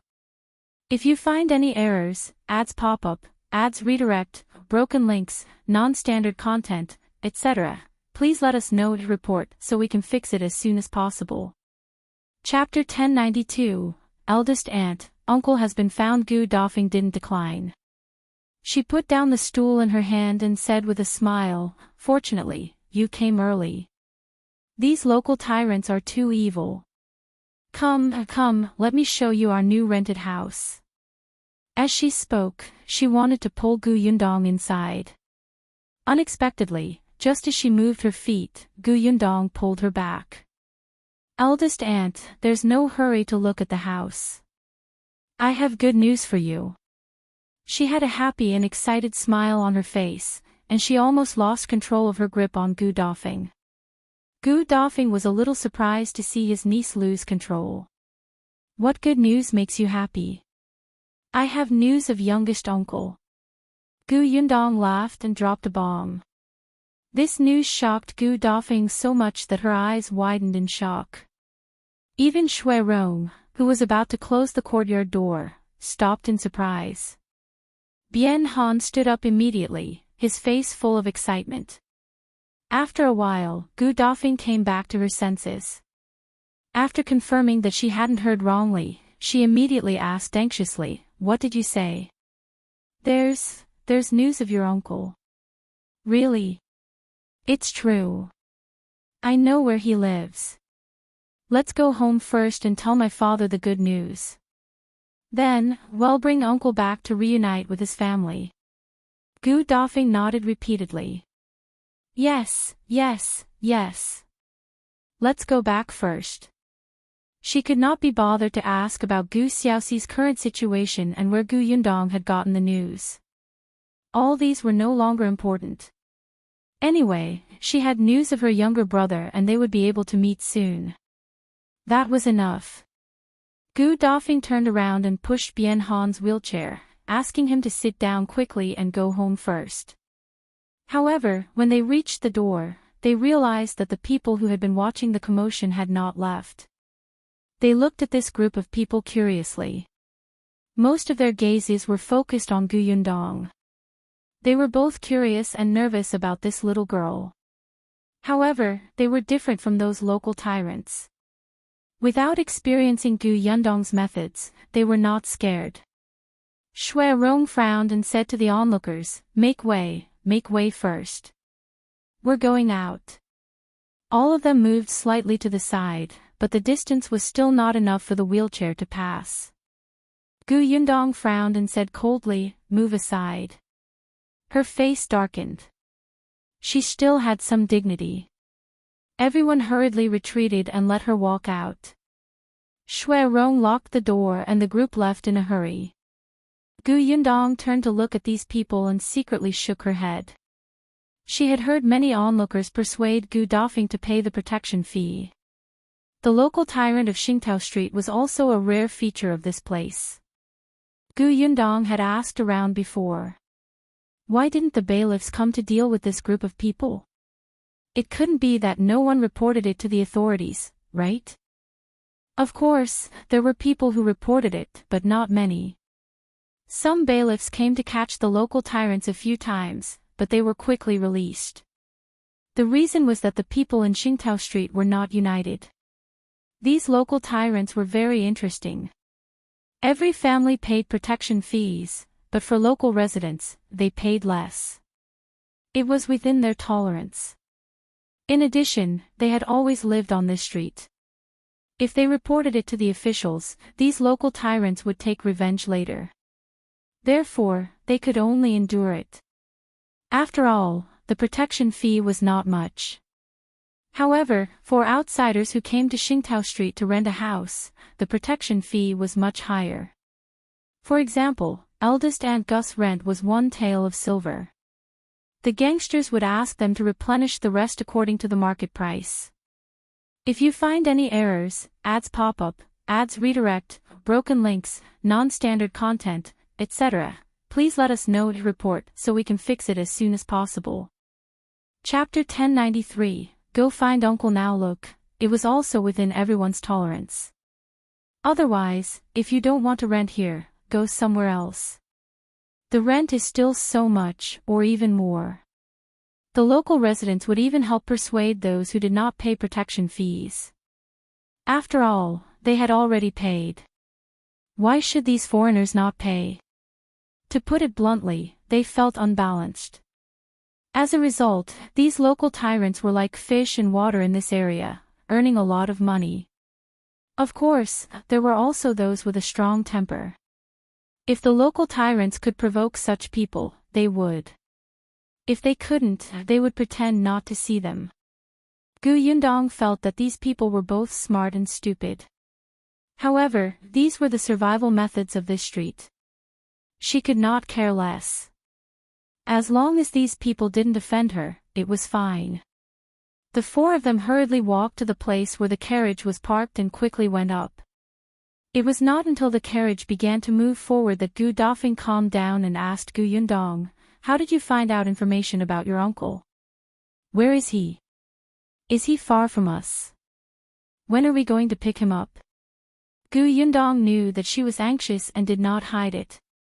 She replied with a smile, "It was Auntie Sue who told me." She had seen uncle before, but she did not expect me to be related to him. It was only when she heard that we had also escaped from the Yongning Prefecture that she immediately connected the dots. That's why she asked Su Qing to quickly fetch me and tell me about uncle. She told Gu Dafeng everything that Mother Su had said in detail. Gu Dafeng was overjoyed. It's good that he's alive. As long as he's alive, nothing else matters. Previously, she had been trying her best to tell herself that it was good news that there was no news of Gu Xiaoxi. However, she often mentally prepared herself, Gu Xiaoxi might not have survived that famine and was gone. Now that she knew that he had come to the Xuanhe Prefecture safely, she was relieved. As long as he survived that famine, Gu Dafeng believed that he would definitely still be alive. After Yundong finished speaking, the carriage had already arrived at the entrance of the small courtyard. Gu Dafeng hurriedly got out of the carriage. She didn't even care about her husband and rushed into the courtyard. Dajiang was walking out of the door. "You're back. Have you found a house?" "It's just as well. I found someone to calculate the date. Take a look and see which date is the best for Yundong's wedding. In my opinion, next year. None of this is important. Let me tell you a piece of good news." Dajiang glared at her. "Why is it my daughter's wedding important? Even if you're my sister, you're not allowed to say that." Gu Dafeng was stunned and hurriedly slapped her mouth. She hadn't paid attention to what had said just now, and she couldn't wait to interrupt. Yes.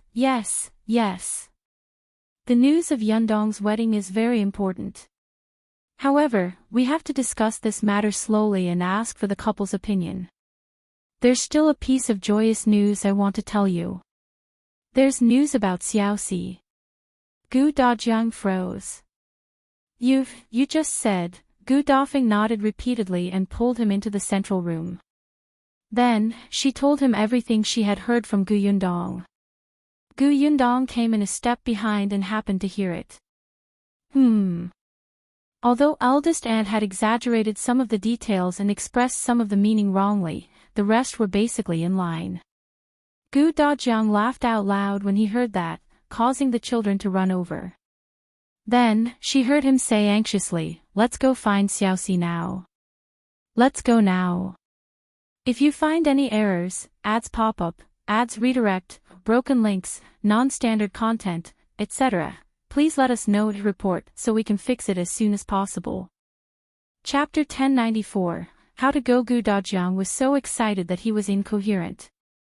His eyes narrowed. Gu Dafeng was also extremely excited.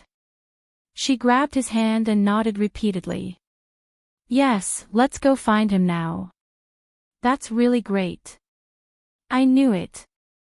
Why is it that those people from the Gu family are still safe and sound, but something happened to little brother? The heavens are really blessing us. Let's go and get ready to pick them up. The siblings were in a hurry. When Xiaoxi entered, he saw them holding hands as they entered the house. He looked at Gu Yundong in confusion. He had come today to discuss the wedding date. Yesterday, his father-in-law had finally agreed to their marriage this year. To make sure that nothing goes wrong, it was better for him to come and keep an eye on them. She went to the Million Gold Pavilion in the morning and then went straight to the Gu family. In any case, there was no need to keep an eye on the Million Gold Pavilion anymore. He would go up and make a trip in the afternoon. In Gu Yundong's words, it was fine as long as he clocked in from work. What happened? Xiaoxi walked to Gu Yundong's side and asked softly. Gu Yundong patiently repeated the matter. Xiaoxi widened his eyes in surprise. There's actually news. He paused and asked, do you know how to get there?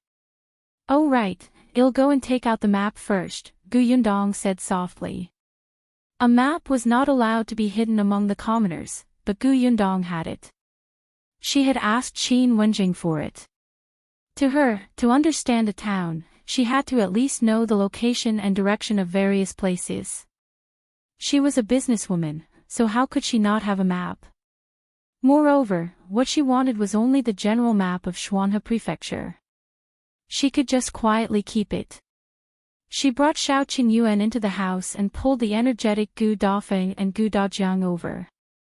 Gu Yundong knew how long it would take to go to Heyuan County, but she did not know which towns they would pass along the way and how far Great Rock Village was from Heyuan County. The four of them sat in the study and looked at the map in front of them as they discussed. Why is Heyuan County so far away? There are too many mountains around.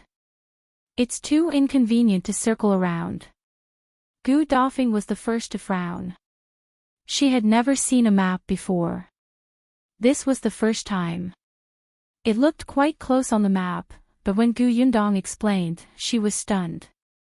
This palm-sized distance actually took so long. Gu Dajiang sighed. There's no choice. Heyuan County is relatively poor. There's only one main road to the county city. The main road has a detour. If we take a shortcut, we'll have to cross at least 2 mountains.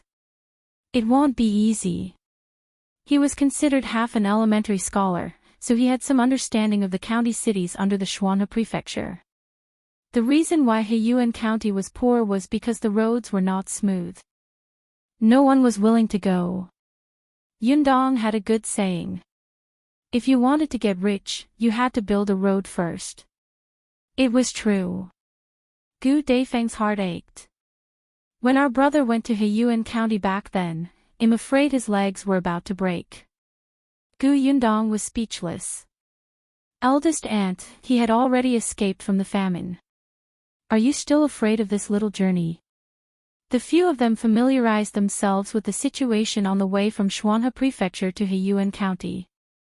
They considered which towns they needed to pass and which roads were safer.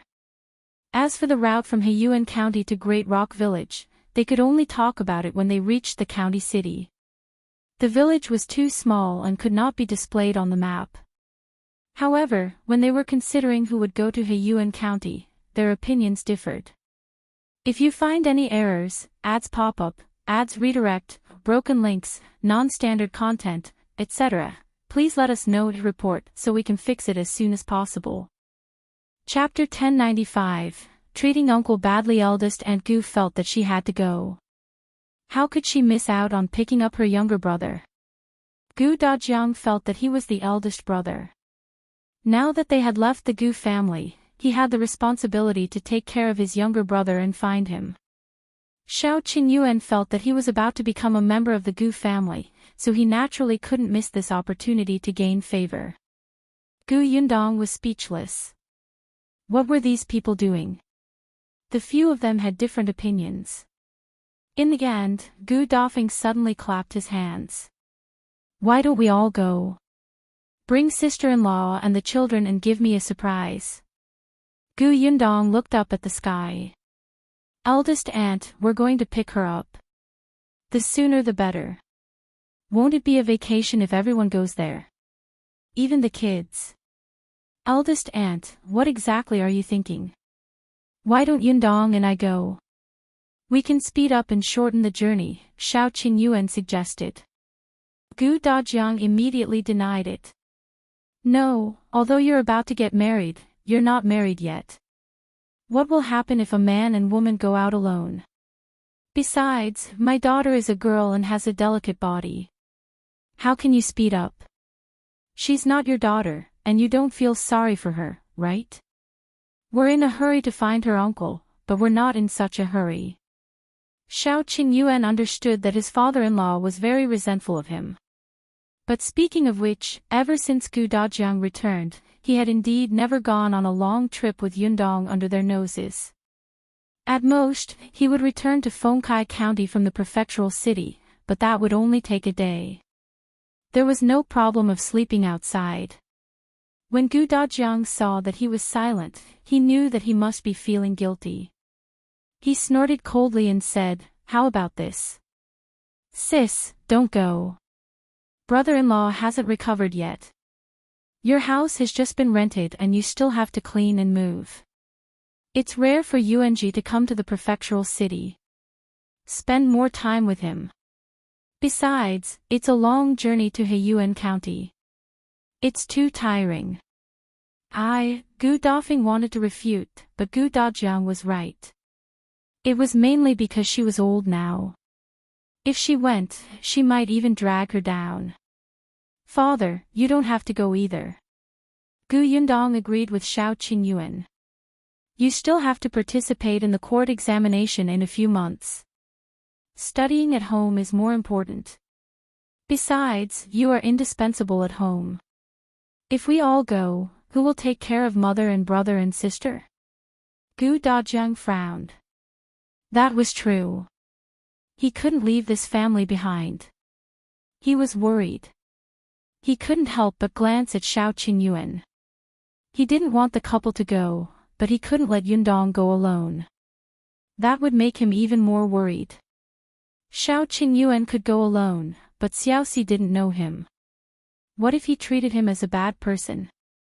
Suddenly, his eyes lit up and he said in surprise, "Qingyuan and I will go." "Yundong, you'll stay at home." Yes, this was the best of both worlds. Yundong did not need to sleep in the open and she was the backbone of the family. He could rest assured that she was at home. Xiaoxi was speechless. "No, I refuse." It was obvious what kind of hell it would be when he went out with his father-in-law. He thought quickly. After a moment, he frowned and said with a troubled expression, "I'm fine with it, but what? Could it be that this guy would suffer if he went with Gu Dajiang?" Gu Dajiang, was a preparation scholar with arms and legs. He was very strong and didn't need him to serve him. What was there to be unhappy about? "But I don't think it's good for uncle." Gu Dajiang frowned. "What do you mean?" "If you find any errors, ads pop up, ads redirect, broken links, non-standard content, etc., please let us know to report so we can fix it as soon as possible." Chapter 1096, Father, Wake Up. Xiaoxi said, "I heard from Yundong that when Auntie Sue saw a younger uncle, he was not in good spirits and looked depressed. Other than the pain he suffered on the way to escape, the bigger reason should be that he was very uneasy and guilty about losing Yundong and the others." Gu Dajiang pursed his lips and fell silent. Xiaoxi continued, "Uncle must have felt that he had let uncle down and felt even more ashamed to see you. So I think that what he actually wanted to see the most might be Yundong and Auntie. If he knew that Yundong was still alive, he would definitely be very happy and surprised. Hence, Yundong's visit will be the greatest comfort for uncle. If uncle goes, younger uncle will probably feel pain and discomfort the moment he sees you. He will feel sorry for you. He will be worried that you will blame him and find him to settle scores with him. He will ask him about Auntie and the others' whereabouts. At that time, he will probably want to die to apologize." Gu Dafeng's heart skipped a beat when she heard that. She quickly pulled Gu Dajiang back and said, yes, yes, yes. Qingyuan makes sense. It's best if you don't go. Otherwise, what if you scare him and make him apologize with his life? Gu Dajiang was speechless. Couldn't he explain? Was his mouth in vain? Qingyuan said, of course, we can also explain. Tell him that Yundong and the others are safe and sound so that he doesn't have to blame himself. But uncle will think that we're comforting him. Before he sees the others, he will definitely be in a panic and disbelief. Instead of that, why don't we let uncle see Yundong safe and sound from the beginning? Gu Yundong put her hand behind her back and silently gave a thumbs up. Gu Dajiang had to admit that what he said made a little sense. He wanted to surprise Xiaoxi, not give him a fright. He glared at Qingyuan. Forget it, forget it. They were about to get married anyway. If he stopped them, he would look like an evil person. Alright, then you guys go. There's no need to ride fast. Take the carriage. The most important thing is safety. After a pause, he still said, let Xiaowen accompany you. With a third person around, it couldn't be considered a man and woman alone, right? If Gu Yundong knew what he was thinking, she would probably say that he was deceiving himself. Xiaowen was Brother Xiao's man. Father, wake up. The matter was settled just like that. Although Gu Dajiang was a little dissatisfied, he was still very excited to help pack his things when he thought about how he was about to meet his younger brother. Afraid that Yundong would be cold and hungry, he personally carried 3 blankets into the carriage and instructed Qingyuan, the 3 of you, each for one, understand? Qingyuan nodded obediently. He went back to apply for leave from the Prefecture magistrate. Since he was going to Heyuan County, he could not go to the Million Gold Pavilion. The Prefecture magistrate glared at him unhappily. He had just returned to Yongfu village some time ago, and now he had to go to Heyuan County, which was so far away. Although he was looking for Gu Yundong's uncle, there was no need for him to do it himself, right? Could his fiancé's family be more important than the emperor's decree? However, although he was unhappy, Heyuan County was far away. He still wrote a letter for Qingyuan. If you encounter any trouble, go to the local county magistrate. This letter proves your identity. After all, you're an imperial physician sent by the emperor. However, you and Gu Yundong are both capable people. This letter might not be useful. Thank you. Qingyuan put the letter away. He wouldn't use it if he could. Otherwise, it would be troublesome. Hopefully, everything would go smoothly. If you find any errors, ads pop up, ads redirect, broken links, non-standard content, etc., please let us know to report so we can fix it as soon as possible. Chapter 1097, Such a Surprising Operation. Gu Yundong was almost done with her preparations. She did not have many things, and the most important ones were in her space. There were only a few sets of clothes in the carriage. Just in case, she even stuffed the pots and bowls under the carriage frame. After preparing, the 3 of them set off early the next morning despite the reluctance of Gu Dajiang and the others. You must bring your uncle back. Remember to tell him that everything is fine at home. After I pass the preparation scholar exam, I'll be an elementary scholar soon. You're about to get married too. Tell him to come back. Yes, yes, yes. Just say that his brother and sister are waiting for him in the Xuanhe Prefecture. He's the only one who hasn't returned. We're all very worried. Our family will be reunited once he comes back. Got it. Gu Yundong waved her hand. Seeing that Gu Dajiang was about to reach the alley end, Qingyuan hurriedly gave Xiaowen a look, and the carriage instantly sped up. The carriage drove all the way to the city gate. Heyuan County and Fengkai County were 2 different directions, so the moment they left the city gate, the carriage turned around. Gu Yundong was laying out the blanket. She planned to find a comfortable position for herself to lean against and rest. The carriage suddenly came to a stop. Yundong was stunned. "What's wrong?" "I have something to tell you," Xiaoxi said as he reached out and pulled a bag over. Yundong recognized that it was Xiaowen's bag. She was stunned and blinked in confusion. Xiaoxi had already pulled open the curtain and said to Xiaowen, who had jumped out of the carriage, "Stay in the manor for a few days. Help me see how the fruits and herbs are growing. It'll give you a few days off. Don't return to the city yet." "I know. Have a safe trip, young master." Yundong. She was stunned. There was actually such a thing. "Father, didn't I tell you to wake up? What's the use of letting Xiaowen follow you?" Xiaowen took the bag and waved at Yundong. "Then I'll leave first. Be careful, young master and Mississippi." Yundong watched helplessly as he approached the manor outside the city. She turned to look at Xiaoxi in a daze. After a moment of silence, she nodded. "Impressive." Xiaoxi turned around and said with a serious expression, "I'm doing this for everyone's sake. You've seen the map. If there's no coincidence along the way, we might have to sleep in the wilderness. We only have this carriage. If Xiaowen is around, the carriage won't be enough for us to sleep." The corners of Yundong's mouth twitched. "I don't believe you." She reached out and pushed him out. All right. Since he's already gone, I won't pull him back. Then hurry up and ride. I'll rest for a while." "Yes, whatever my wife says." Xiaoxi obediently sat on the shaft of the carriage, and the carriage started moving again. Yundong shrank back into the carriage and covered her face with her hands. "Bastard, what wife? We're not married yet, so why are you shouting?"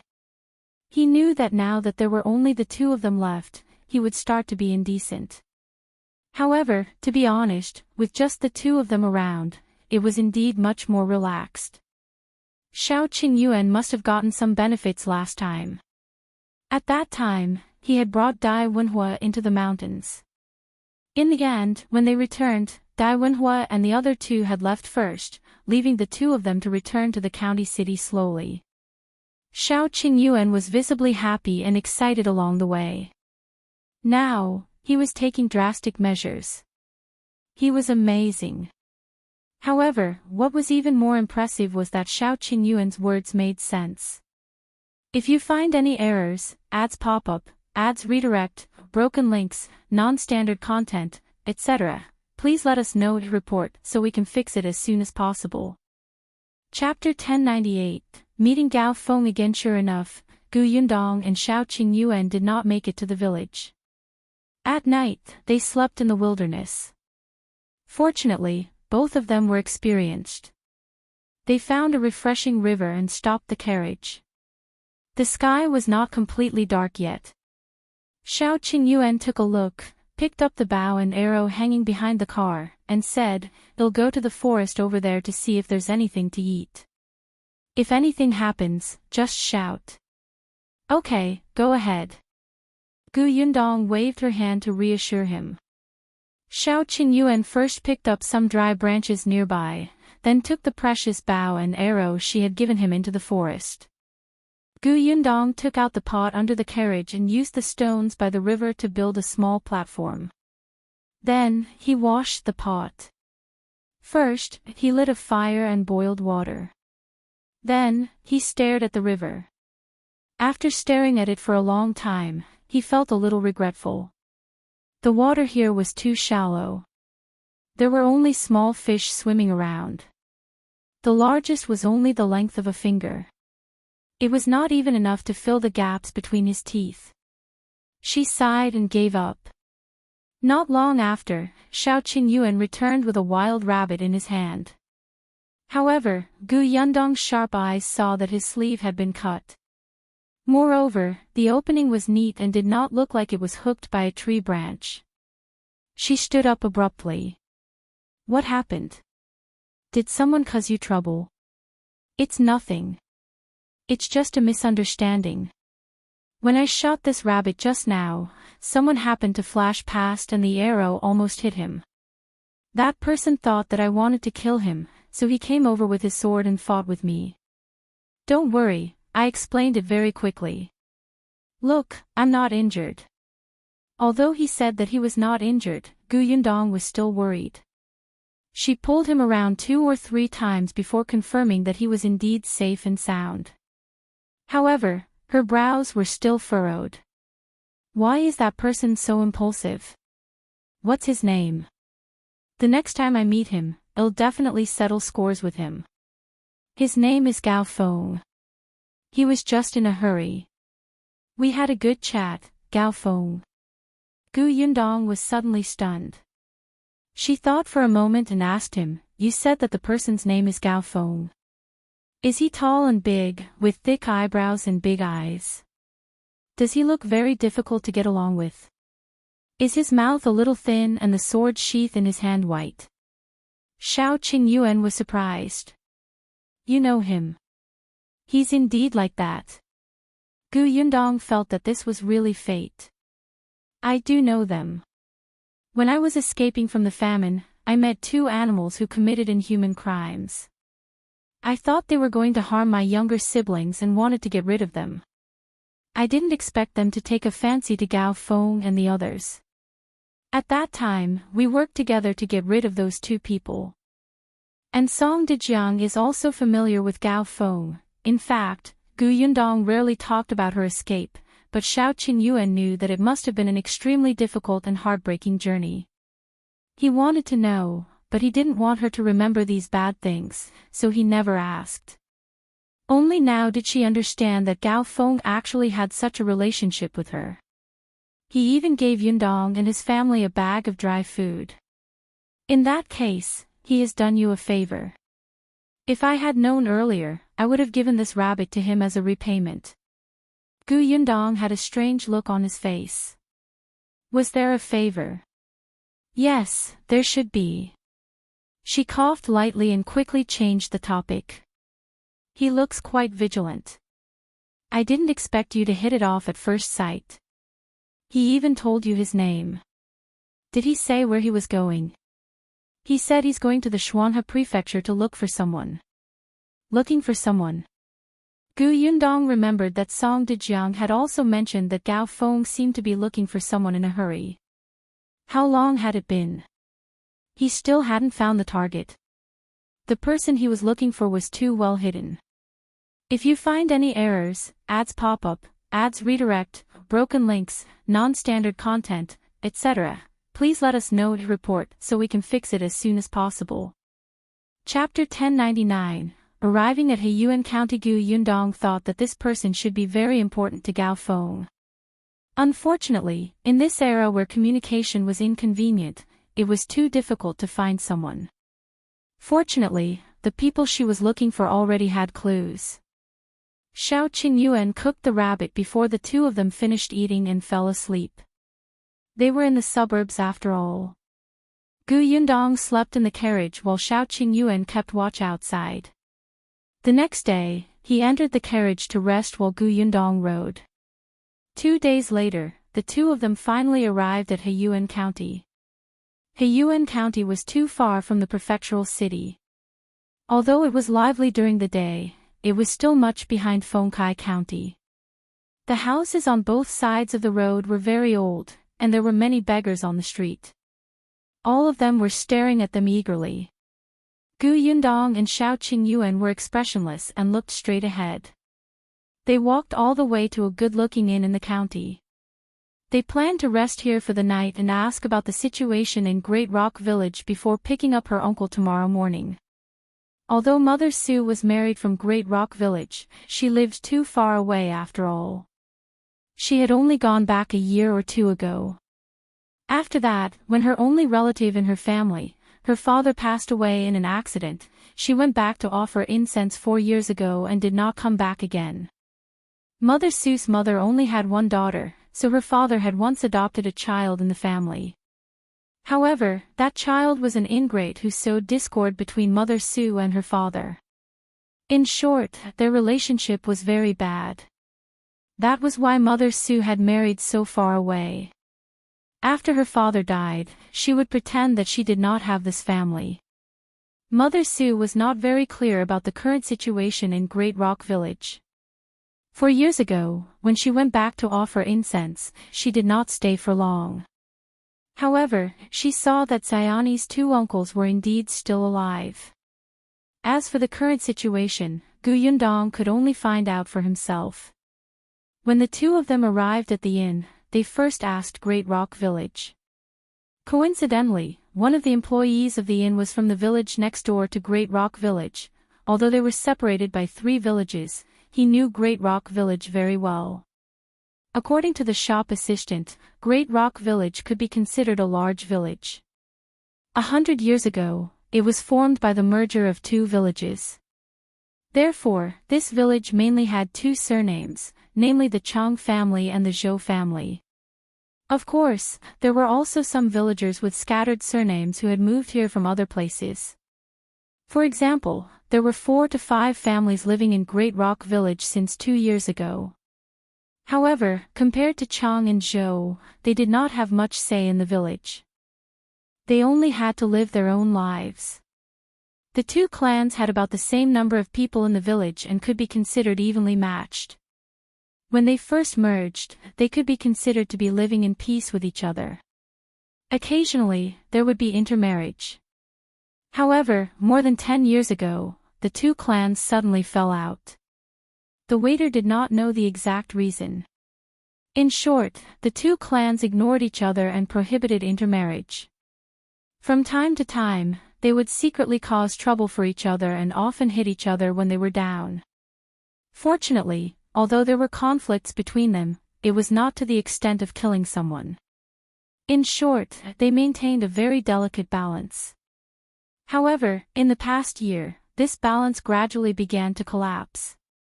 The 2 races began to attack each other. They were like fire and water, wishing they could chase the other clan out of Great Rock Village. Xiaoxi's uncle's family was surnamed Zhou. If you find any errors, ads pop up, ads redirect, broken links, non-standard content, etc., please let us know to report so we can fix it as soon as possible. Chapter 1100, Strange Great Rock Village. Yundong could not help but frown when she heard the news. Yundong did not know how her uncle was doing in Great Rock Village. Heyuan County was too far away, and her uncle did not even have any relatives. Especially in a situation where half the village was filled with people of the same clan, it was very easy for him to be wronged. When the time came, he would not even have anyone to talk to. Just look at Gu Village back then, her father could not even split up the family. Especially since uncle was an outsider to them. Most importantly, the Chang clan and the Zhou clan had a bad relationship now. What if uncle was implicated in the future? Therefore, Yundong wanted to move youngest uncle Gus' household register to Yongfu Village. However, she did not know who the chief of Great Rock Village was, whether it was the Chang family or the Zhou family. Would they make things difficult for them? When the waiter heard her ask about the village chief, he quickly said, "The village chief of Great Rock Village is not surnamed Zhou or Chang. He's an old man with the surname Su and is from another city." Back then, no one from the Zhou clan or the Chang clan was willing to let someone from the 2 clans be the village chief. This benefited him. However, this village chief Su is only in name. He can't control the Zhou clan or the Chang clan. Other than when the county office has an announcement or if they need him for something, he's not very useful. When Yundong heard this, she was slightly relieved. The next morning, she went to Great Rock Village with Xiaoxi. Fortunately, Great Rock Village was not too far away. When they arrived, it was just noon. As they had heard from the shop assistant about the situation in Great Rock Village the day before, the 2 of them could not help but be more cautious when they visited. When they arrived at the entrance of Great Rock Village, they got off the carriage and asked the coachman hired from the county city to help take care of it. Then, they walked into the village. Compared to Yongfu Village, Great Rock Village was a little bigger. However, the road was not too flat, and the houses were shorter and older. That made sense. The two clans had fought for many years and were not united. It would be strange if the village was good. It would be much happier to have an old village chief in Yongfu Village who was dedicated to the benefits of the villagers and worked hard for them. The two of them walked and looked around. They passed by 3 to 4 houses, but they did not see a single person. Where did everyone in this village go? Moreover, it should be lunchtime, but the chimneys of these houses were not showing smoke. The two of them looked at each other and quickened their pace. Fortunately, they soon saw a figure. 2 people walked over. They were 2 women, one old and the other young. The old woman's face darkened. As she walked, she scolded the young woman, who should be her daughter-in-law. Then why did you join in the fun about the Chang and Zhou families? Do you think our family's life in the village is too peaceful? You still go out at this hour and don't even cook lunch at home. How can I have a daughter-in-law like you? I'll get your boss to teach you a lesson later. The young wife looked aggrieved. She lowered her head and quickened her pace. Soon, she ran into a courtyard. Seeing that the old woman was about to enter, Yundong hurriedly took a few steps forward and asked, "Aunt, may I ask how to get to Zhou Jinggui's house?" Zhou Jinggui was the uncle of Xiaoxi that Mother Su had mentioned. He should be the head of the family now. The old woman stopped in her tracks and looked up at Yundong and his wife in surprise. "Who are you?" "We heard that Zhou Jinggui is familiar with the mountain roads. My husband wants to go into the mountains to hunt, so we want to hire him to lead the way for us and ask some questions. Please point us in the right direction. If you find any errors, ads pop up, ads redirect, broken links, non-standard content, etc., please let us know to report so we can fix it as soon as possible." Chapter 1101. Something big happened. For the sake of caution, they had thought of an excuse to look for Zhou Jinggui first, so Heyuan also carried a bow and arrow on his back. However, the old woman frowned, as if she didn't want to get into trouble. Seeing this, Yundong quickly took more than 10 copper coins and stuffed them into her hands. "Aunt, help me." The old woman's expression changed. She put away the copper coins and turned to lead them into the village. Yundong and Heyuan looked at each other and hurriedly followed. It was indeed rare to see anyone along the way. For the sake of the 10 copper coins, the old woman said, "Something happened to Zhou Jinggui's family today. I advise you to come another day if you're not in a hurry." "What happened?" "You've seen it along the way. There's no one in the village. Everyone just ran to Zhou Jinggui's house to watch the commotion. That family," she stopped halfway. Yundong knew that this old lady was a person who would rather be carefree. She knew this from the moment she brought his daughter-in-law home. Hence, she did not ask further, but her footsteps could not help but become more hurried. After walking for a while, the old woman pointed not far away and said, "Do you see that? That door is filled with people. It's Zhou Jinggui's house. Go over yourself." "I won't go." With that, she turned around and left. "Thank you, Auntie." "What are you thanking me for?" "I'm just leading the way." The old woman waved her hand and quickly walked away. Only then did Yundong and his wife continue to walk towards Zhou Jinggui's house. Unexpectedly, after taking a few steps, they suddenly realized that the group of people had moved. The villagers who were originally standing outside the Zhou family's door to watch the show stepped aside and let the people inside come out. Yundong did not recognize anyone. From their cries and their distinct appearance, they should be from the Chang and Zhou families. The 2 elders in front looked like the patriarchs of the 2 families. Beside one of the chiefs was a middle-aged man.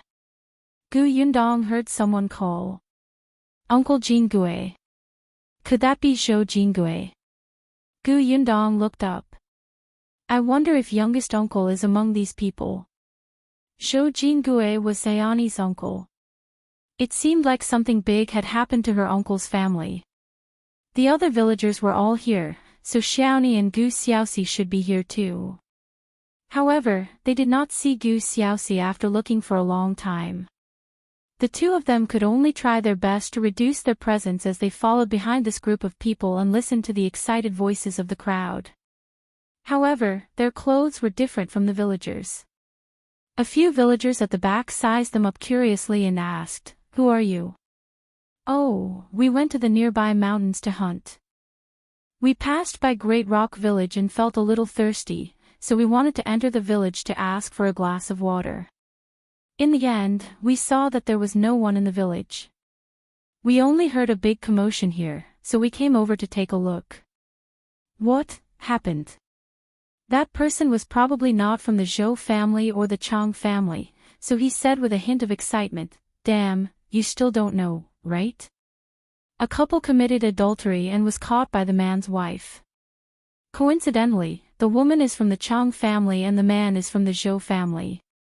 Didn't the two families quarrel? That couple has been locked up in the ancestral hall for 2 days. The two families have finally discussed a solution and are going to settle them now. Adultery between a man and a woman. Furthermore, it was between the Zhou and Chang clans, which were like fire and water. This. If you find any errors, ads pop up, ads redirect, broken links, non-standard content, etc., please let us know to report so we can fix it as soon as possible." Chapter 1102, Uncle Gus Adultery. Gu Yundong frowned and asked, "How will they handle the matter?" The man clicked his tongue and said, "What can happen to adulterers? The man will be burned to death, and the woman will be sunk in the pond." Gu Yundong's eyelids twitched and her hand was grabbed by Xiaoxi. She raised her head and smiled at her. Fine. She just felt that this method was too inhumane. Adultery was wrong, but to take someone's life in private, she blew out a breath and continued to follow the crowd. However, the villager beside her continued, "Sigh, that Gu Xiaoxi is really suicidal. He married the Zhou family's daughter, who's quite pretty. Why do you think he messed with the Chang family?" Gu Yundong suddenly grabbed his arm. "Wait, what did you say just now? Who is suicidal? What's wrong?" That person was stunned by her grip. This girl looked soft and weak, why was she so strong? The people walking beside them were also attracted by the strange situation and turned to look. Xiaoxi hurriedly retracted Gu Yundong's hand, but his expression was equally solemn. He said, "You just said that the man who committed adultery is called Gu Xiaoxi." Yes. Is there a problem?" "What's the problem?" There was a huge problem. Gu Yundong pursed her lips tightly. The two of them stopped in their tracks at the same time. The person who spoke to them looked at them and felt puzzled. He quickly followed the crowd. As soon as they left, Gu Yundong and Xiaoxi looked at each other. "It's impossible for my uncle to commit adultery." "I know. Something must have happened. That person said that he was locked up in the ancestral hall. Let's go to the ancestral hall now and save him." Gu Yundong nodded. However, there were 2 ancestral halls in Great Rock Village, and they did not know where Gu Xiaoxi was. Just as Xiaoxi was about to capture that person again and ask him for his exact location, he saw that the large group of people in front had already stopped. From the commotion, they had already arrived at the ancestral hall. The two of them looked at each other and quickly walked to the alley beside them when no one was paying attention. They quickly circled to the back of the Zhou family's ancestral hall. The patriarchs of the Zhou and Chang families seemed to be talking at the entrance of the ancestral hall. This gave Gu Yundong and Xiaoxi a chance. The walls of the ancestral hall were slightly higher than ordinary houses, but it was not difficult for the two of them. Gu Yundong stepped on Xiaoxi shoulder and jumped in. Xiaoxi turned around and entered. The Zhou family's ancestral hall was very clean. It seemed that even though Great Rock Village was poor, the two clans were not careless in this aspect. They probably wanted to suppress the other party. The two of them entered the courtyard of the ancestral hall. However, when they wanted to walk into the house again, they realized that there were 3 to 4 people guarding outside. Just put them down, Xiaoxi said. Gu Yundong was about to nod when the door of the ancestral hall opened. The two of them looked at each other and knew that it was too late. They could only suppress their restless hands for the time being. They hurriedly took a few steps back and hid behind a large vat in the courtyard. The door of the ancestral hall opened, but not many people entered. This was the Zhou family's ancestral hall. It was already an impressive matter to let the Chang family's patriarch and a few elders in. The other villagers could only stay outside. However, only the chief, Zhou Jingui, and a small number of people came in. The entire ancestral hall was extremely quiet. Chief Zhou led them to a small and dark room beside the main room of the ancestral hall. He stood still with his hands behind his back and gestured to the guards. Open the door. If you find any errors, ads pop-up, ads redirect, broken links, non-standard content, etc., please let us know and report so we can fix it as soon as possible. Chapter 1103, Wrong. The door opened, and a large amount of light instantly shone into the house, causing the person locked inside to slowly look up. Xiaoxi and Gu Yundong had already walked around to the window and quietly opened it a crack. Then, he saw Gu Xiaoxi lying on the ground with her face covered in wounds and clothes covered in blood. She widened her eyes and almost couldn't help but rush in. Xiaoxi quickly pressed her shoulder and said in a low voice, "Calm down first. Let's see the situation first." "But my uncle, I know, but there are only the two of us here, and the outside of the ancestral hall is filled with people from Great Rock Village. It's already difficult for us to reveal ourselves, let alone bring your seriously injured uncle. If we go in directly and forcefully barge in, I'm afraid uncle will be even more badly injured. His current situation is very bad." Gu Yundong was not someone who could not be reasoned with. She closed her eyes and slowly exhaled. "You're right. We can't be rash." After she calmed down, her thoughts instantly became clear.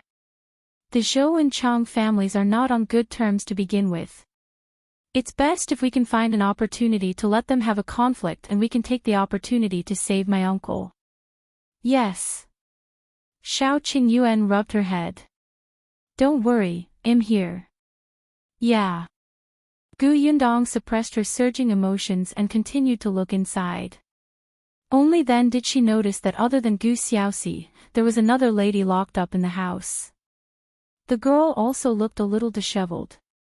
Her face might have been cut by someone's fingernail and was now covered in scabs. The other parts of her body were fine. It seemed like her injuries were not serious. However, the two of them were tied up by ropes. Gu Xiaoxi seemed to have been thrown to the ground. The lady was leaning against the wall. Hearing the commotion, the girl raised her head and looked at the Chang family head steadily.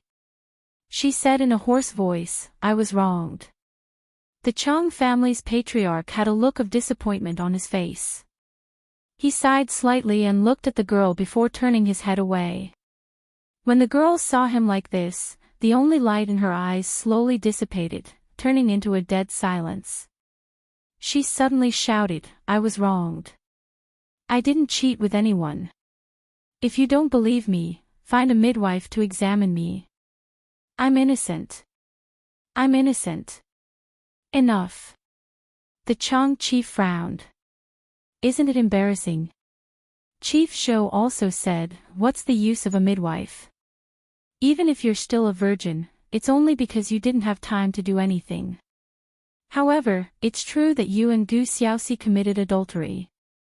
The evidence is conclusive. What else do you have to quibble about?"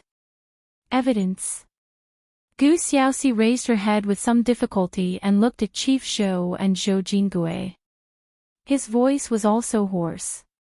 What kind of bullshit T evidence is that? Zhou Jingui sneered. Then tell her yourself. As he spoke, he shouted outside, come in. As soon as he finished speaking, a woman was brought in. When Gu Xiaoxi saw her, he struggled slightly and said, why don't you believe me? I didn't do anything to let you down. I didn't do anything. His mood suddenly escalated, and the wound at the corner of his mouth split open again. Blood flowed into his mouth, and the smell of rust filled his mouth. He felt that his entire heart was bitter. The woman suddenly cried out, looking heartbroken. I saw it with my own eyes. I saw it with my own eyes. You slept with her and you still say you didn't do anything to let me down. If you find any errors, ads pop up, ads redirect, broken links, non-standard content, etc., please let us know to report so we can fix it as soon as possible. Chapter 1104, An Arrow. Gu Xiaoxi closed her eyes. Xiaoni, someone set me up. Hong Xiaoni was stunned. She looked up and rushed forward. Someone set you up? Who was it? Was it her? It was Chang Yaya who framed you, right? She pointed at the woman leaning against the wall and shouted. Gu Xiaoxi replied, it's not her. You even said that you didn't have an affair with her. Even at this time, you're still defending her. You still say that you don't have her in your heart. Gu Xiaoxi fixed his gaze on Hong Xiaoni. I don't feel good blaming her for something I didn't do. You have a guilty conscience. In order to protect her, you don't even want me anymore, right? Have you forgotten how you promised my father? Enough. Chief Chang was dissatisfied. He looked at Chief Zhou. We had a good discussion in the house previously. Both sides are at fault in this matter. Are you going back on your word? Are you pushing the blame on us? Chief Zhou shrugged and said helplessly, you can't blame me for this. Xiaoni is too heartbroken. Women always refuse to believe that their husbands betrayed them. Chief Chang was furious. This had happened too suddenly. Before the Chang family could react, the Zhou family had captured the two of them and locked them in the ancestral hall. For the past 2 days, they had been discussing how to resolve this matter. However, the matter was beneficial to the Zhou family, so they were very passive. In particular, the scene of the adultery was at Gu Xiaoxi and Hong Xiaoni's house. In other words, the Chang family's daughter had taken the initiative to come to their house and slept with Gu Xiaoxi, only to be caught by Hong Xiaoni on the bed. The Zhou family insisted that Chang Yaya had seduced Gu Xiaoxi and wanted to snatch the son-in-law from the Zhou family to humiliate the Zhou family. They even laid out a few pieces of evidence to prove that Chang Yaya was at fault. Chief Chang asked Chang Yaya, but Chang Yaya said that it was Hong Xiaoni who invited her to her house. The relationship between the Zhou and Chang families was so bad, how could Hong Xiaoni invite Chang Yaya as a guest? Everyone thought that she was looking for an excuse, and Chief Chang thought so too. Therefore, the two sides argued for 2 days. Chief Chang was at a disadvantage. In the end, he finally reached a consensus with Chief Zhou. It could be said that Gu Xiaoxi was stronger than Chang Yaya and raped her. This way, the other ladies of the Chang family would be less affected.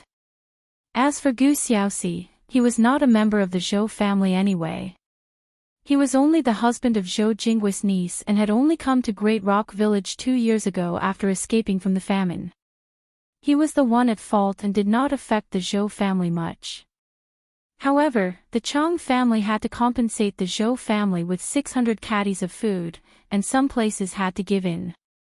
After all, Chang Yaya had a relationship with Gu Xiaoxi and still had to be dealt with. Chief Chang actually believed that Chang Yaya had not done such a thing. However, for the sake of the entire Chang family, Chang Yaya had no way out. After the discussion, the two clans came to take these two people out to deal with them, and this matter was over. The two of you have been convicted of adultery. The clans have decided to burn Gu Xiaoxi to death and sink Chang Yaya into the pond. Chang Yaya's face was numb. However, after glancing at her eldest uncle, Shou Jingui, Hong Xiaoni suddenly burst into tears. Gu Xiaoxi, you've let me down. You've let me down. Gu Xiaoxi laid on the ground and looked at the ceiling. He suddenly smiled and said, "It's good that I'm dead. I'll go down and apologize to my brother and my sister-in-law and my nephews and nieces." Chief Shou waved his hand. "Take them away." Immediately, two people came in and wanted to grab Gu Xiaoxi, who was on the ground. With a swish, the sound of air being torn apart suddenly sounded. An arrow instantly streaked past in front of them and nailed to the wall with a clang. If you find any errors, ads pop-up, ads redirect, broken links, non-standard content, etc., please let us know to report so we can fix it as soon as possible. Chapter 1105. Let's see who dares to touch him. The people in the room were shocked. They widened their eyes and took a step back. Their gazes subconsciously focused on the arrow on the wall whose tail was still trembling. "Who is it?" The Zhou and Chang clansmen suddenly shouted. The two villagers who had wanted to capture Gu Xiaoxi and Chang Yaya didn't dare to move anymore. Everyone looked in the direction of the window and realized that the originally closed window had been opened at some point. A young man and woman were standing outside. The man held a bow in his left hand and drew another arrow from his quiver with his right hand. He aimed it straight at them. "Let's see who dares to touch them." Gu Yundong turned around and entered the house. She looked coldly at the people on both sides of them. The Zhou and Chang family heads were shocked. They pointed at the strangers with trembling fingers and turned around to call for the people outside. Come, unexpectedly, just as he opened his mouth, the arrow in Xiao Qingyuan's hand shot out with a whoosh and landed on the wall between the two of them. Gu Yundong sneered. "Don't shout or move. Otherwise, the next arrow will miss." She pulled back her sleeve, revealing the crossbow strapped to her arm. As she spoke, she saw from the corner of her eye that Shou Jingui, who was standing by the door, wanted to sneak out. She moved her arm, and the crossbow arrow brushed past his calf, drawing a large line of blood. He cried out in pain and knelt heavily on the ground. "Ah!" Hong Xiaoni wanted to scream, but when she saw the arrow pointing at her, her voice stopped. She swallowed in fear. Gu Yundong said, "I've already warned you. Why don't you believe me? Does anyone else want to try calling for help?" No one dared to try. Although there were only two people on the other side, it was obvious that they were extraordinary people. They were also good at long-range attacks and were ruthless. They did not hesitate to shoot arrows. There were more than 10 people in the house. They were all ordinary villagers, and most of them were elders. They could not even walk properly, so how could they be their match? Even if they shouted loudly, due to the commotion outside the ancestral hall, others might not be able to hear them. Therefore, he could only stabilize them first and see what they were up to. This was the Zhou family's ancestral hall. Seeing that although the two of them had attacked, they had not really harmed anyone's life, Chief Zhou knew that they could still talk properly. Therefore, he secretly took a deep breath and said, "Who are you? Why have you appeared in our Zhou family's ancestral hall?" Chief Chang also said, "From the looks of it, you shouldn't be from the nearby villages. If you're just passers-by, it's better not to meddle in other people's business. This is a private matter of our village." In their opinion, these two people definitely had nothing to do with Gu Xiaoxi and Chang Yaya. Gu Xiaoxi was a person who had escaped from the Yongning Prefecture. He had no relatives or friends. Chang Yaya was from Great Rock Village, so they knew all the people she interacted with. The two of them were dressed neatly and looked like they came from a rich family. They even had bows and arrows on them. Thinking about it, they should be young masters and young ladies from the county city or somewhere further away. When they came to this area to hunt, they happened to bump into this incident heading towards the ancestral hall. They were curious, so they came to take a look. Coincidentally, they did not hear the first part clearly. They only heard that the villagers were going to execute the two of them. Instantly, their sense of justice exploded and they stopped the villagers. Did they think that they were very noble to help when they saw injustice? That must be it. There were too many stories like this in the book. Everyone in the room was speculating with certainty. Who knew that Gu Yundong would suddenly turn around and quickly squat in front of Gu Xiaoxi? If you find any errors, ads pop up, ads redirect, broken links, non-standard content, etc., please let us know to report so we can fix it as soon as possible. Chapter 1106, Uncle. Yundong. Gu Xiaoxi knew that there were people in the house and what they had done. However, he knew that it was useless. How could outsiders interfere in the matters of such a large family? The unity of the clan was very terrifying and could not be challenged easily. Sometimes, even the county officials would not interfere. At most, the officials would give them a warning that they were not allowed to lynch, but who would listen? Gu village was like this in the past, and Gu Xiaoxi was all too clear about it. Hence, when he felt a shadow squatting beside him, he said in a hoarse voice, "You guys can leave. Don't get into trouble." Gu Yundong suddenly laughed and said in a low voice, "It wasn't easy for us to find you. How can we leave? Uncle." Gu Xiaoxi was stunned, and there was a moment of confusion in his eyes. The next moment, he suddenly turned his eyes to look at her. In front of him was a familiar yet unfamiliar face. In the past 2 years, he often thought of it. Sometimes, it became clearer and clearer, and sometimes, it became blurry. At this moment, this face was right in front of him, but he felt like he was dreaming again. He dreamed that she was chased out by her parents on the way to escape. When she was on her last breath, she called him, "Little uncle, save us." "Uncle, Yundong. I'm still alive. We're all alive." Gu Yundong's voice was very soft, but it seemed to explode beside his ear. Gu Xiaoxi suddenly came back to his senses. Tears filled his eyes as he muttered, "All alive, they're all alive. Yundong, sister-in-law, Yunshu, Kiki, are they still alive? Are they all well?" "Yes, we're all fine. You're the only one who's not around. That's why I'm bringing you back this time to reunite our family."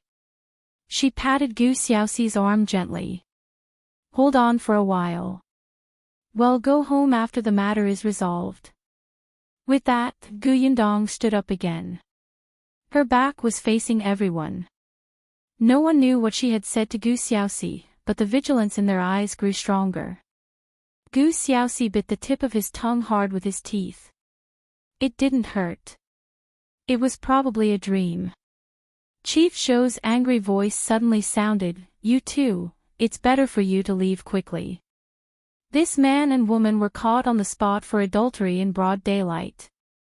According to the rules of the clans, we have to execute them to avoid bringing shame to the clan. If you insist on interfering, not to mention that the people in our clan don't agree, even your reputation will be affected. The threat in his eyes was obvious. One had to know that the actions of the two people who saved the adulterous couple could not be said to serve justice. Gu Yundong looked at him sharply. "What adultery? Didn't you hear them say that they were wrong just now? The government office convicts people, and the criminals have to admit their crimes and sign the papers.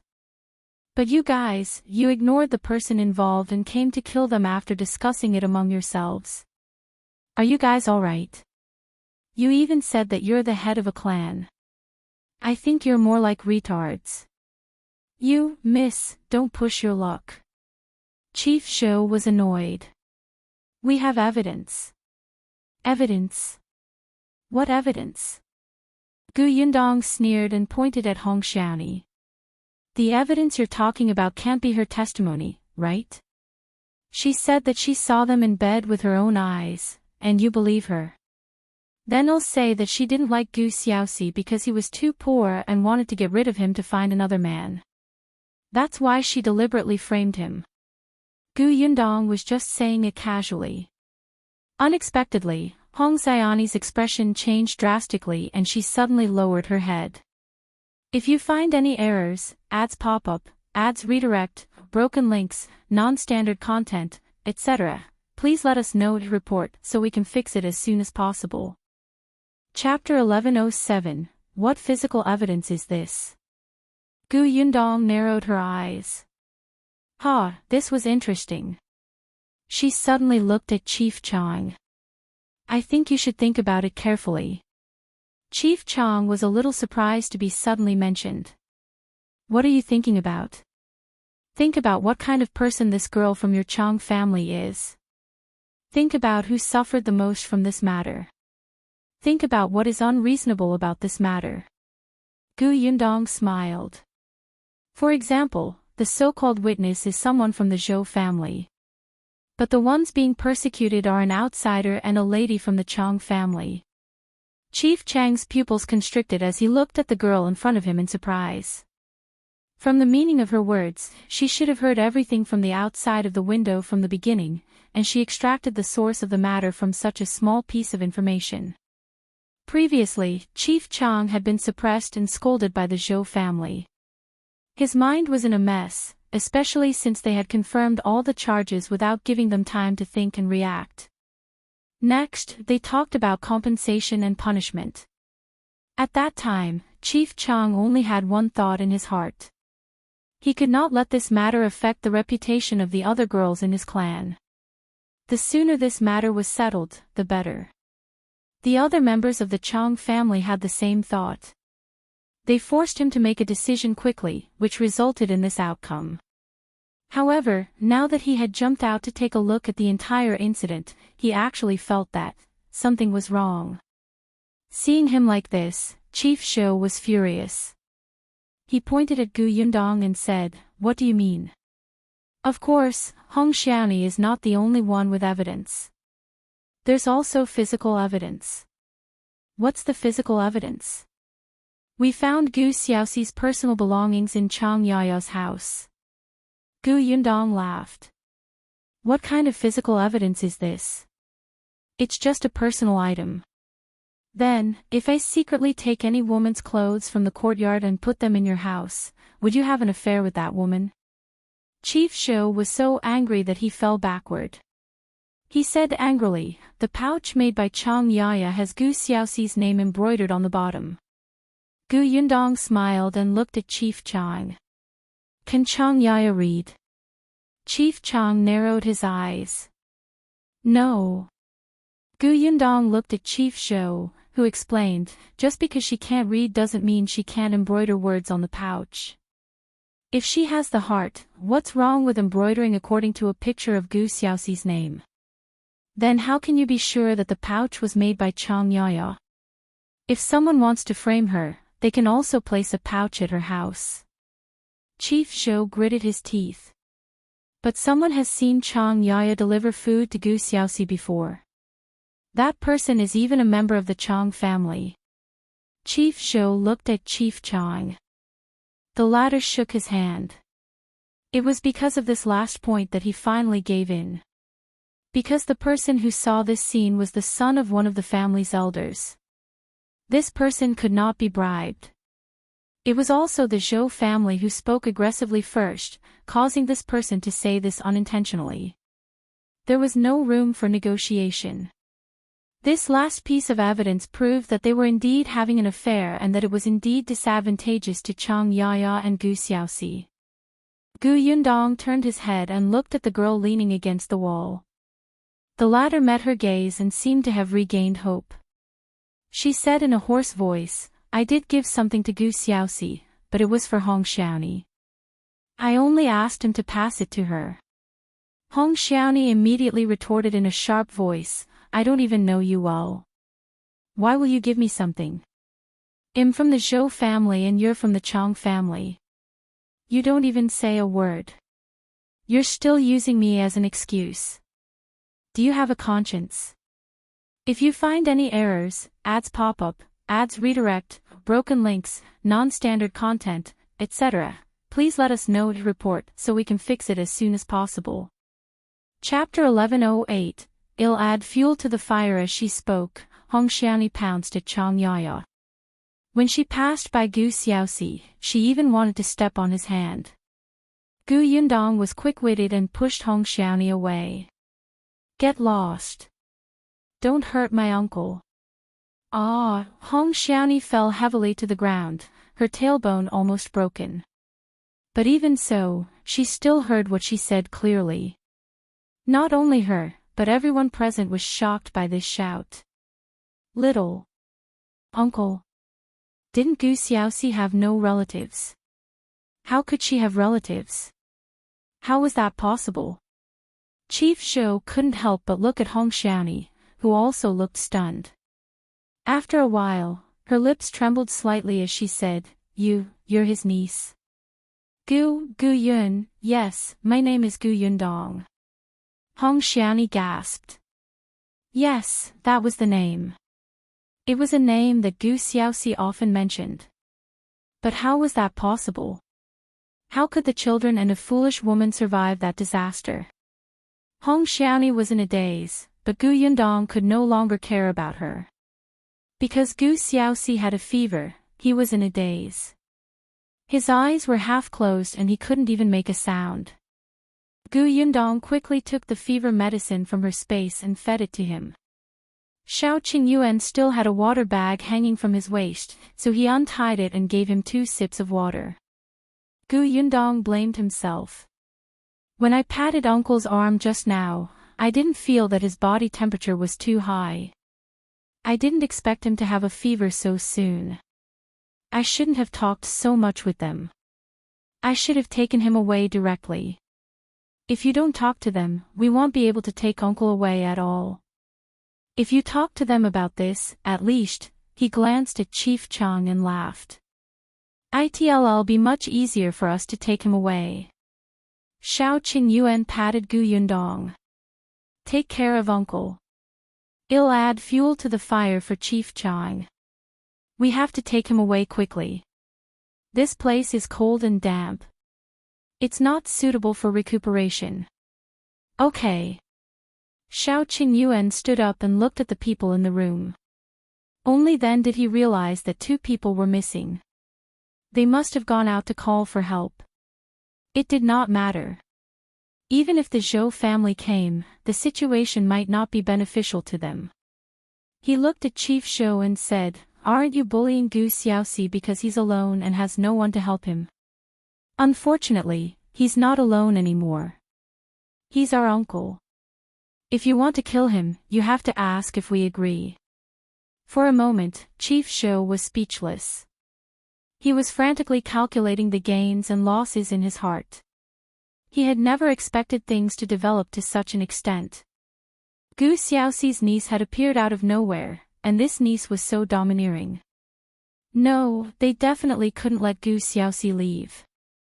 Once he left, everything they had done previously would be for naught. So what if she was his niece? So what if they had bows and arrows in their hands? Outside the Zhou family's ancestral hall were their people. Thinking of this, a trace of ruthlessness flashed in Chief Zhou's eyes. Footsteps came from behind. The villagers who were outside the ancestral hall rushed in with hoes and shovels, instantly crowding the door of the house.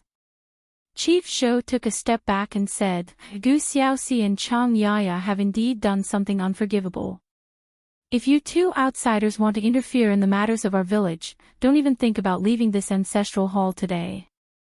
If you find any errors, ads pop up, ads redirect, broken links, non-standard content, etc., please let us know to report so we can fix it as soon as possible. Chapter 1109. We're not leaving. As he spoke, Chief Zhou waved his hand and said to the villagers behind him, Arrest these 2 people who deliberately caused trouble and trespassed into the Zhou family's ancestral hall. The villagers behind him were eager to give it a try, but the Chang clansmen could not help but look at Chief Chang, who was a little hesitant. Just as he was not sure which side he was on, Heyuan suddenly took out something and slammed it forward. Let's see who dares to come over. The villagers were shocked by his aura and stopped in their tracks. They looked at the thing in Heyuan's hand, they didn't recognize it. However, he did not recognize it. The expressions of the heads of the Zhou and Chang families changed drastically after taking a look. Heyuan looked at them. The two patriarchs are knowledgeable. You should know this thing, right? Fish talisman, Chief Zhou's pupils constricted. He raised his head and asked in shock, You are. Chief Chang's eyes lit up and he instantly stood his ground. If the two of them were a man and a woman without any background or foundation, after they barged into the Great Rock Village alone and even openly expressed their relationship with Gu Xiaoxi, they did not take the two clansmen seriously at all. They were brave but not resourceful. Moreover, they were alone and did not have much use. Even if Patriarch Chang was on their side, they did not have the confidence to win. However, things were different now. This person had a fish talisman and was an official of the imperial court. Since they were Gu Xiaoxi's relatives, they definitely wouldn't let Gu Xiaoxi bear the crime of adultery. They would definitely let him be innocent. Since Gu Xiaoxi's crime was gone, the crime of adultery with Chang Yaya was naturally not established. Then, they would be able to take back all the benefits that the Chang family had given to the Zhou family. However, the fierceness in Chief Zhou's eyes intensified. However, he did not dare to harm the officials of the imperial court. If these two people dared to come to Great Rock Village alone, their people must be waiting not far away. After Heyuan added fuel to the fire, he turned around and squatted down, carrying Gu Xiaoxi on his back. Gu Yundong thought for a moment and helped Chang Yaya up. Chang Yaya looked at her in surprise. Gu Yundong smiled at her. Let's go. We'll talk outside. However, Chief Zhou gritted his teeth and stood in front of them. He said indignantly, You can't leave. Even if you're an official of the imperial court, it's a fact that Gu Xiaoxi and Chang Yaya have committed adultery. Even if we can't carry out the death sentence, they have to be punished according to the rules. Heyuan looked at Chief Chang. What do you think? Chief Chang laughed. I heard it clearly just now. The few pieces of evidence are indeed a little shaky. As for the last piece of evidence, now that Chang Yaya and Hong Xiaoni both have their own arguments, no one can be convinced. I think this matter needs to be investigated again. After all, human lives are at stake. We can't act rashly. No matter what, we have to let the truth be revealed. Chief Zhou, don't you think so? You, this shameless old thief. However, the other elders of the Chang family nodded repeatedly. That makes sense. I felt that something is wrong. There's indeed a need to investigate again. Of course. Chief Chang turned to Heyuan and said, Before the truth comes out, you can't leave Great Rock Village. After all, Gu Xiaoxi is still a suspect.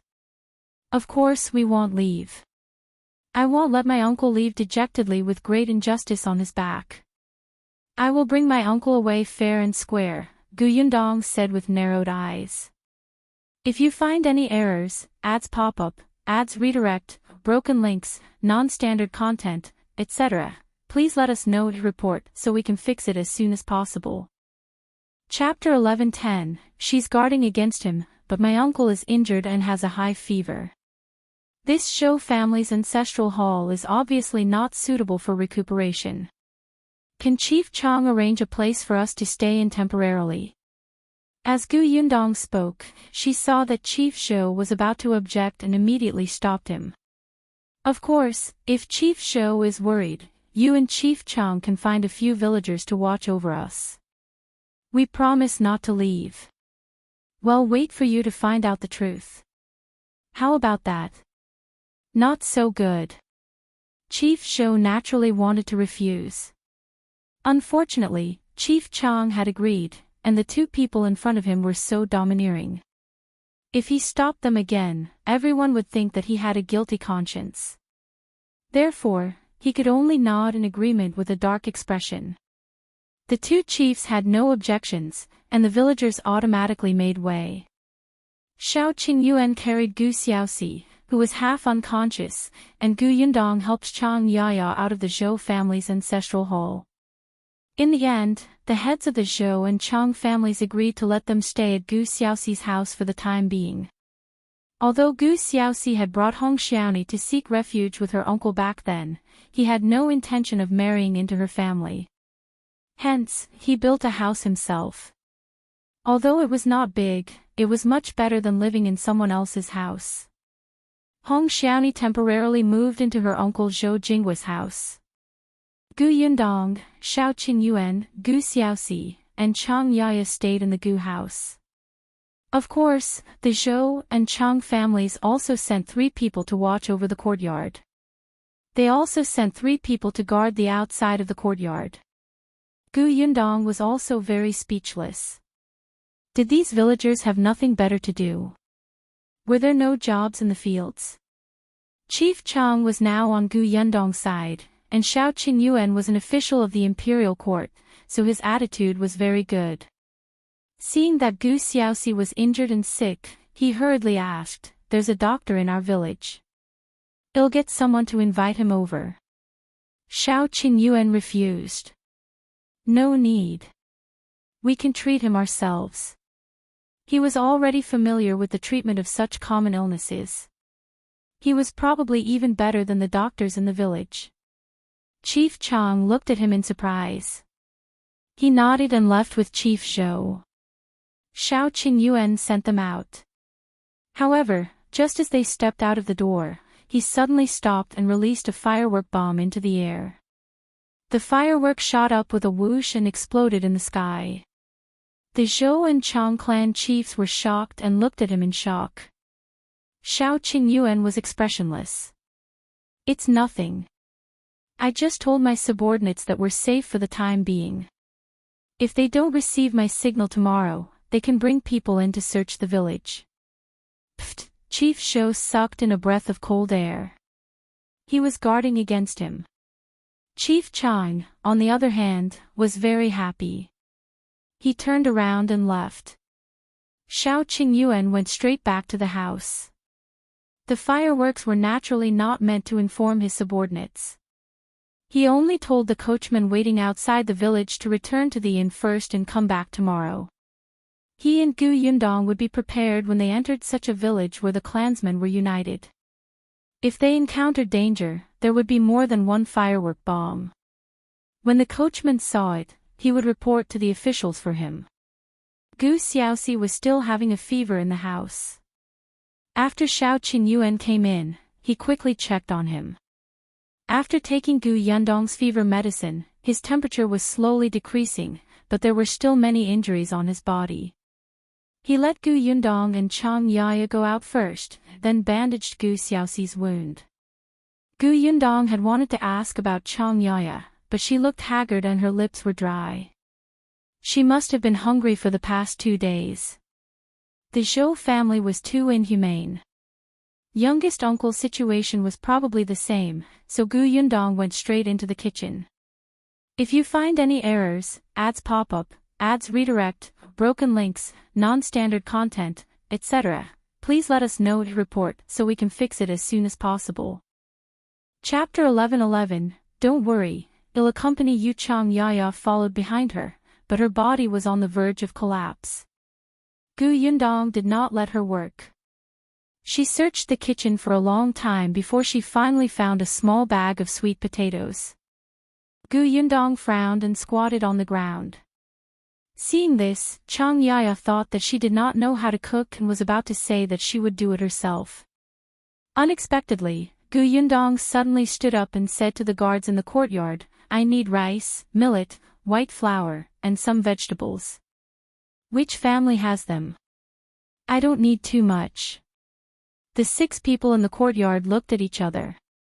For a moment, no one spoke. Gu Yundong could only take out a small piece of silver. I'm paying. My family has it. The first to speak were a few members of the Chang family. Before the patriarch left, he had instructed that although they were watching over people, these two were on the same side with them. They would help if they could. The most important thing was to guard against the three from the Zhou clan. The people of the Zhou family and the other two were actually envious. The Great Rock Village was very poor. Who wouldn't want to earn money? However, this person had trespassed into the Zhou family's ancestral hall. His crimes were unforgivable, so when he saw the people of the Chang family taking the money obsequiously, he immediately mocked. How embarrassing. You've never seen the world. The three Chang family members turned around and glared at them. Why? Do you want to fight? Yeah, let's fight. Gu Yundong. In the end, they did not fight. All three of them had leaders and knew that now was not the time to cause trouble.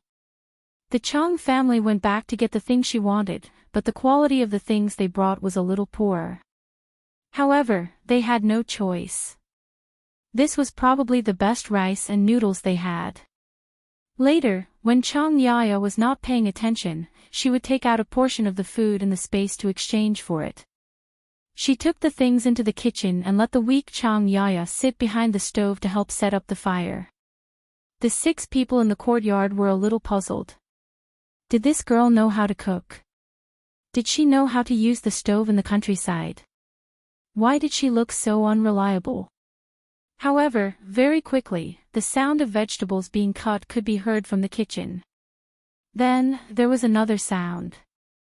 Not long after, the fragrance wafted out.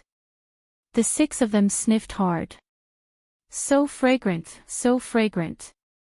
It's much more fragrant than my wife's. What is this made of? They did not enter the kitchen to take a look, but it was also very torturous in the courtyard.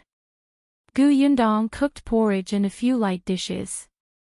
Although there was no meat, the Chang family brought her a fish. It was quite fresh and should have just been caught out of the water. Gu Yundong steamed the fish. After all, she had to prioritize taking care of the 2 injured. By the time the porridge was ready, the 4 dishes and the soup were also done. Gu Yundong carried the food back to the room. When she passed by the courtyard, the fragrance made the 6 of them swallow their saliva. They had not eaten lunch yet. Why had their wives not sent food over? When she entered the house, she saw Heyuan pouring out a basin of water. Gu Xiaoxi's injuries were all right. It was said that she was caught in bed for adultery. Perhaps because she was covered by a blanket when she was beaten up, she did not have any internal injuries. It was just that her external injuries were a little serious. It was mainly because his body was already sick from overwork. After being beaten up, he was locked in the dark ancestral hall to be exposed to the wind. He starved for 2 days before he fell unconscious with a fever. Gu Yundong's expression darkened when she heard Heyuan's words. I'll get this back. Don't worry, I'll accompany you. Heyuan held her hand gently. If you find any errors, ads pop up, ads redirect, broken links, non-standard content, etc., please let us know to report so we can fix it as soon as possible.